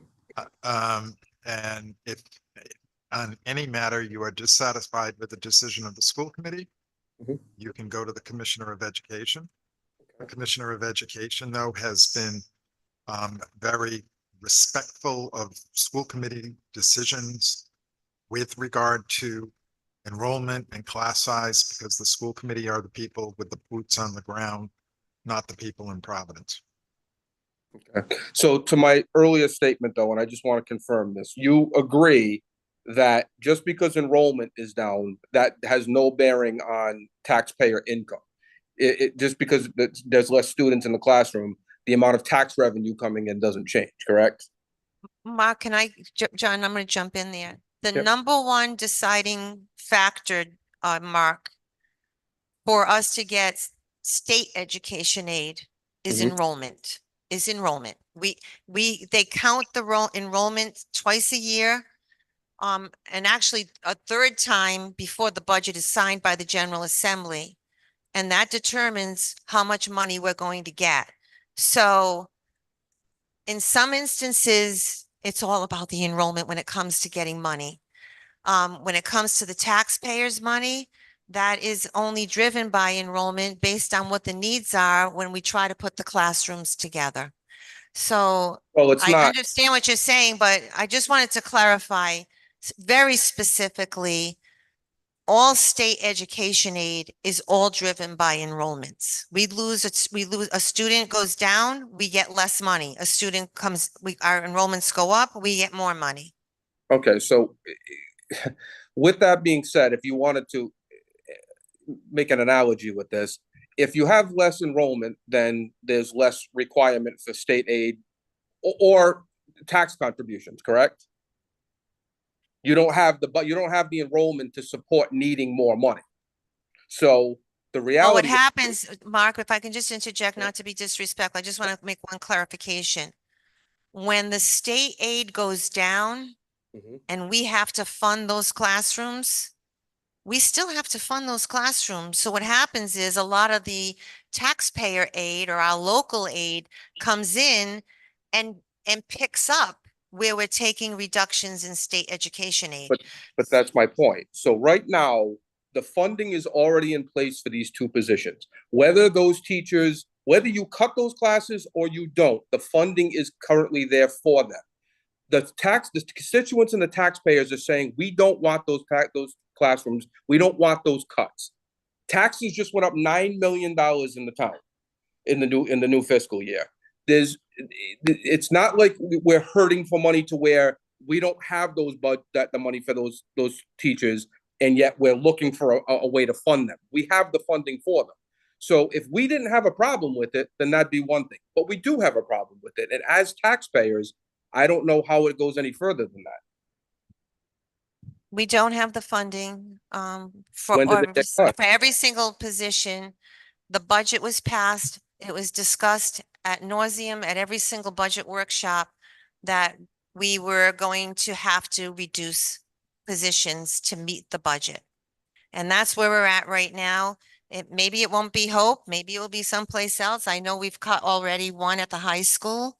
So we might be able to find something else if we have to restore these. But the point that I want to make is that this is not over. There's no decision, there's no vote. We're going to continue to monitor it. We've taken up your suggestions, Bobby, to do the additional things that you've asked for resending stuff out there. And we'll see how we do come September.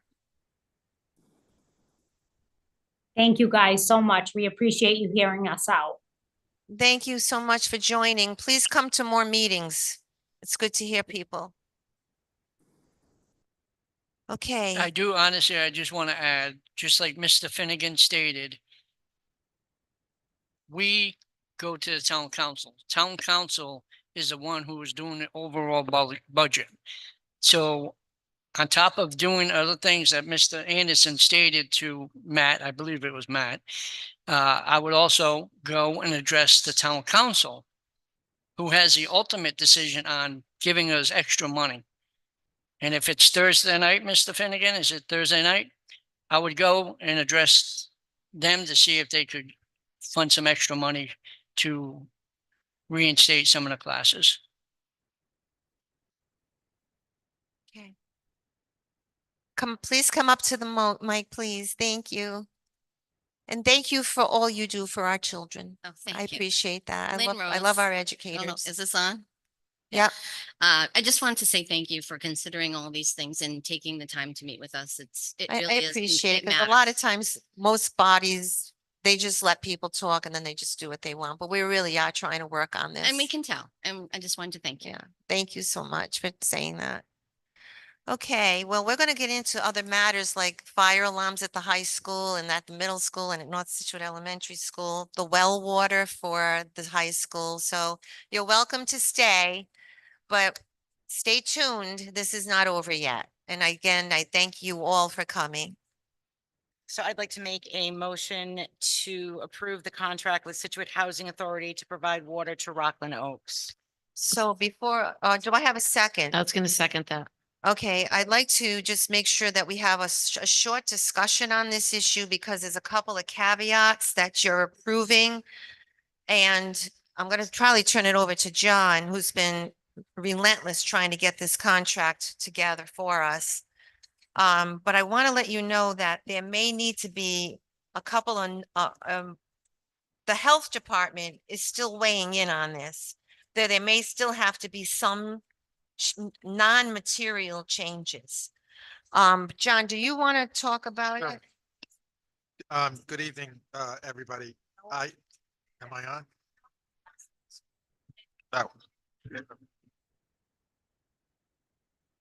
Good evening, everybody. Earlier today, I distributed to you a copy of the agreement as it currently stands between the Scituate Housing Authority and the Scituate School Department. This agreement has been worked on quite a bit by the attorney for the Scituate Housing Authority, Mr. Ferrara. The town solicitor has been involved. In addition to that, there has also been comments from the Department of Health. And those comments have been coming in,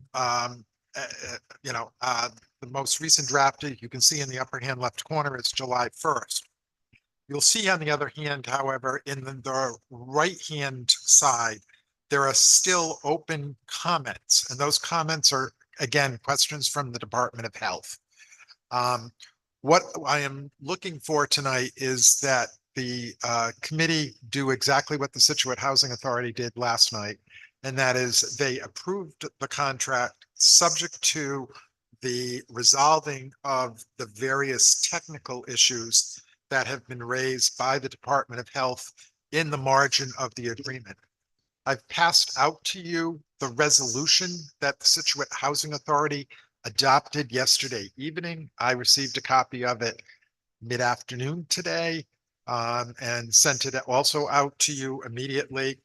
What the Scituate Housing Authority has done is that they have agreed to move forward subject to resolution of the technical issues. In the case of the Scituate Housing Authority, they have granted the authority to resolve those issues to either the chair, the vice chair, or the secretary of the Scituate Housing Authority. And we are looking for the same authority from you. Let me tell you a little bit about the substance of what the agreement is. The agreement involves the construction of well number 4 on the Scituate High School property. Well number 4 then will have a pipeline that goes out to Rockland Road and down Rockland Road to the Rockland Oaks Housing for the Elderly.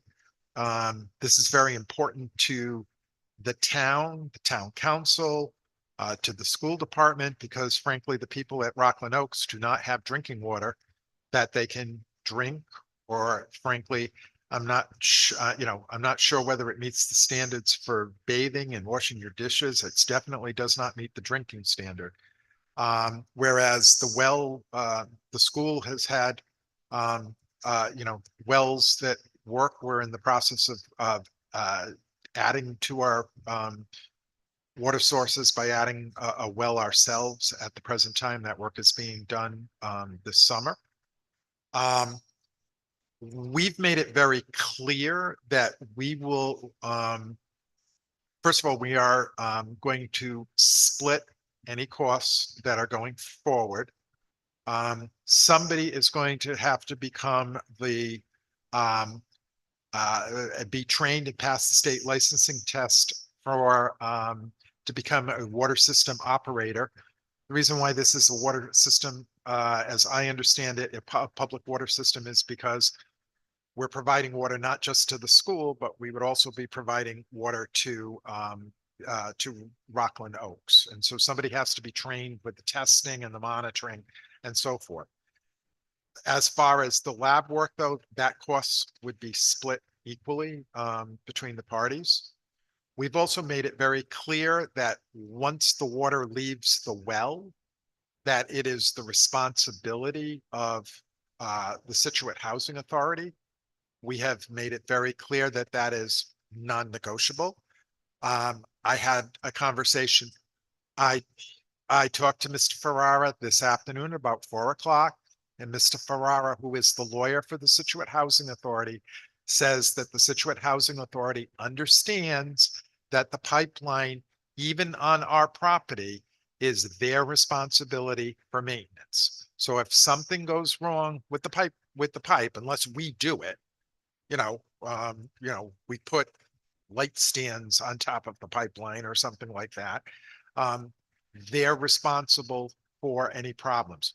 We are also not taking responsibility for the quality of water since we don't control the pipeline. That's again being put on them. It is all stipulated in the contract that is being provided, that has been provided to you. So what I'm asking is that the and I'm going to just simply read into the record a modification of what the Scituate Housing Authority did. But the Scituate School Committee hereby resolves as follows.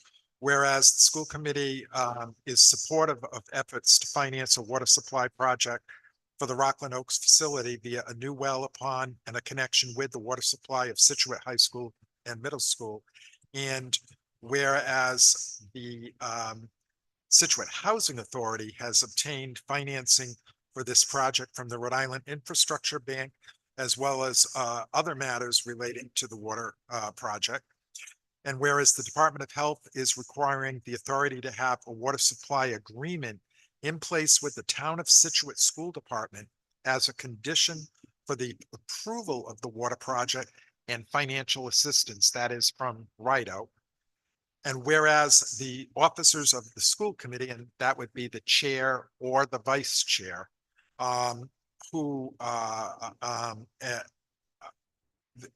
whereas the officers of the school committee are the chair and the vice chair.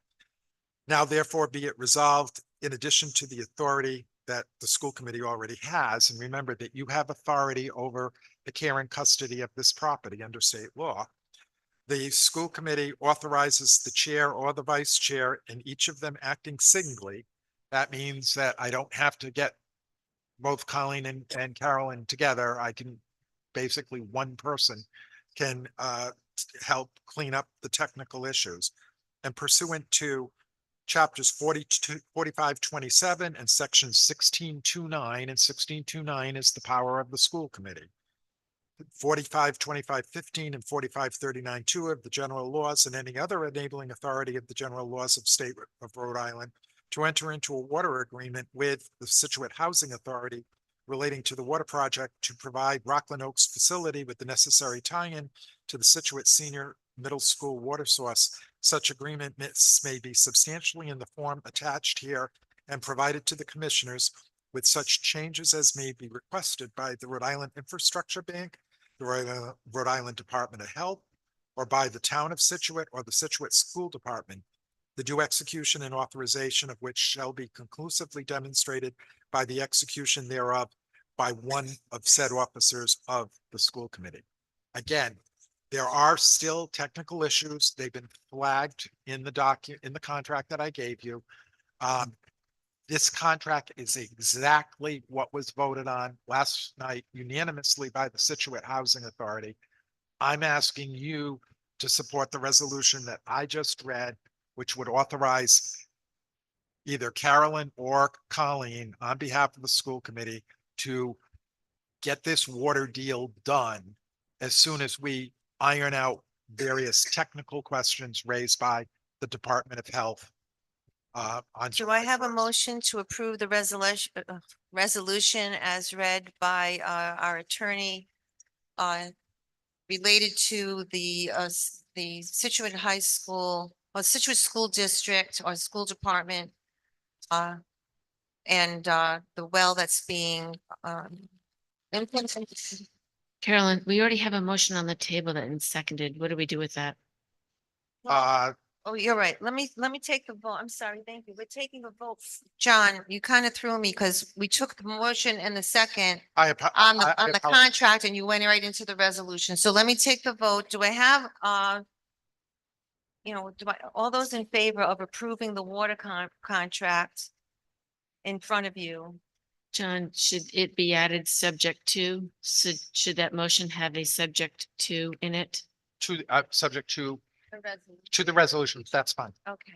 John, this is the only other question I had, John, was, I mean, we haven't seen the gentleman who came to do the presentation. I think the last time I remember seeing him was at the Hope Elementary School. And when he was there at that meeting, he then stated, well, the fee, the prices, everything's going up. My question is, if it goes up, who's responsible? Because we come to an agreement at a certain Yeah, figure. this project is not costing the school department money. Nothing. Nothing. The They're school getting it depart- over. The reason why they're Be federally funded. right, the reason why this agreement has to be entered into is we own the real estate. Yeah. Or we We control own the the, real estate. we own And the the holding Department tank of for Health the water. says, we're not giving you money for a project unless you have an agreement with the people who actually own where the well is gonna go.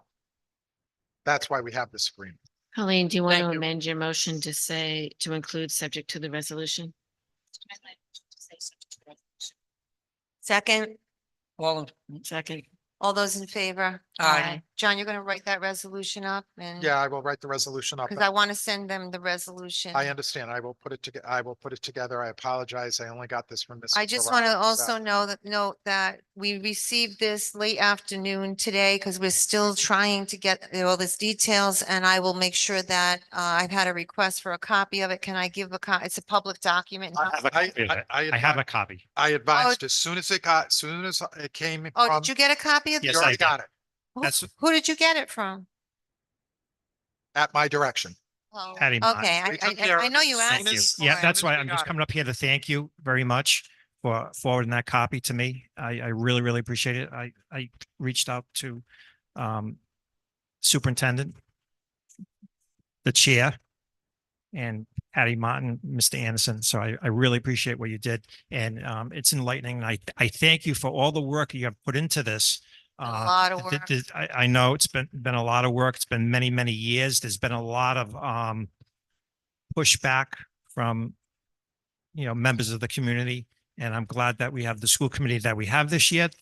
And, in the last few years to get this through, because if it wasn't for this school committee, I don't believe we would have ever got this through. So I really, really appreciate what you have done here for the people of the town of Scituate and also for the people of Rockland Oaks. Thank you very much, Mr. Anderson. Thank you. Okay, thank Thank you. you. Thank you so much. We still got a few more hurdles. here when we talk nice to you. Got a few more hurdles to go through, but hopefully that will happen. Do I have a motion to approve the change order for the North Scituate alarm upgrade? The change order for the North Scituate alarm upgrade, the second one. And then the change order for the middle and high school upgrades.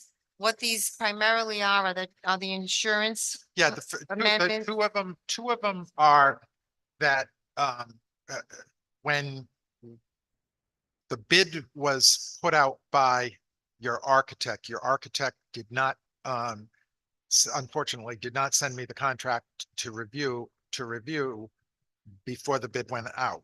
The bid specs went out.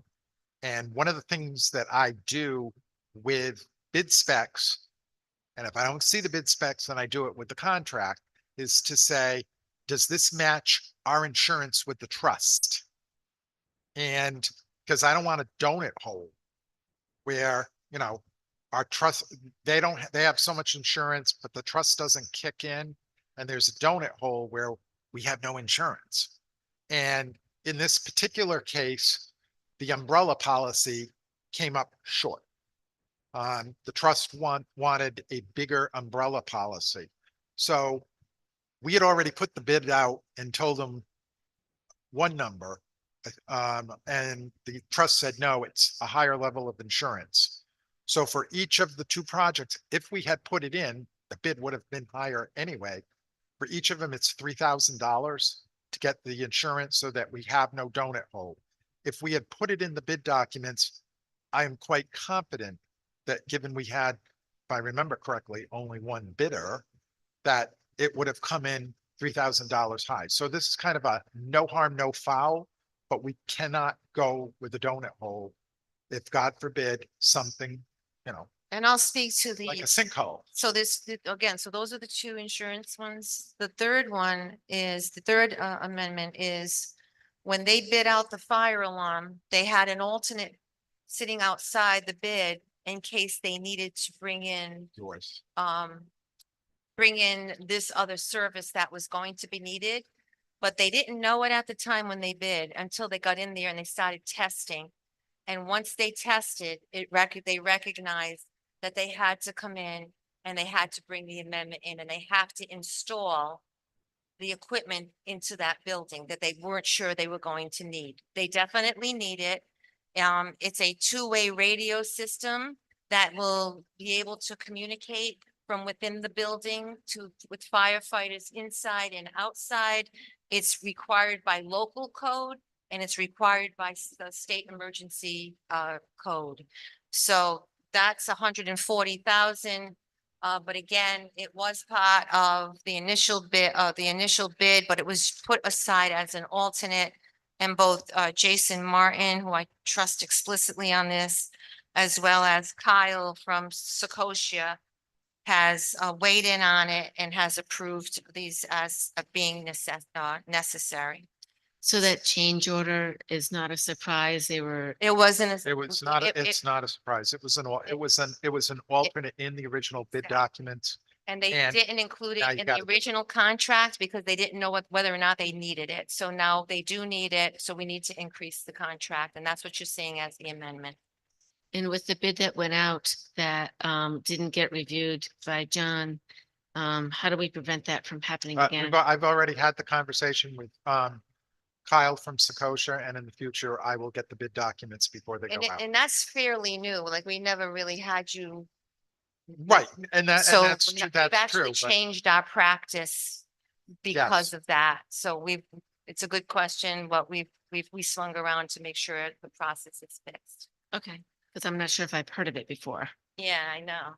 So, but anyway, I know I'm kind of going through this. It's been a very late night, a very tough night. But does anybody else have any other questions regarding these three amendments? Now I make a motion to approve change order number 2 for North Scituate Alarm Upgrade, change order number 1 for middle high school alarm upgrade. I did it out of order, I'm sorry. And change order number 1 for North Scituate Alarm Upgrade. Second. All those in favor? Aye. Do I have any announcements? Not me. Do I have a motion to adjourn? Oh, yeah. I have a second. All those in favor? Aye.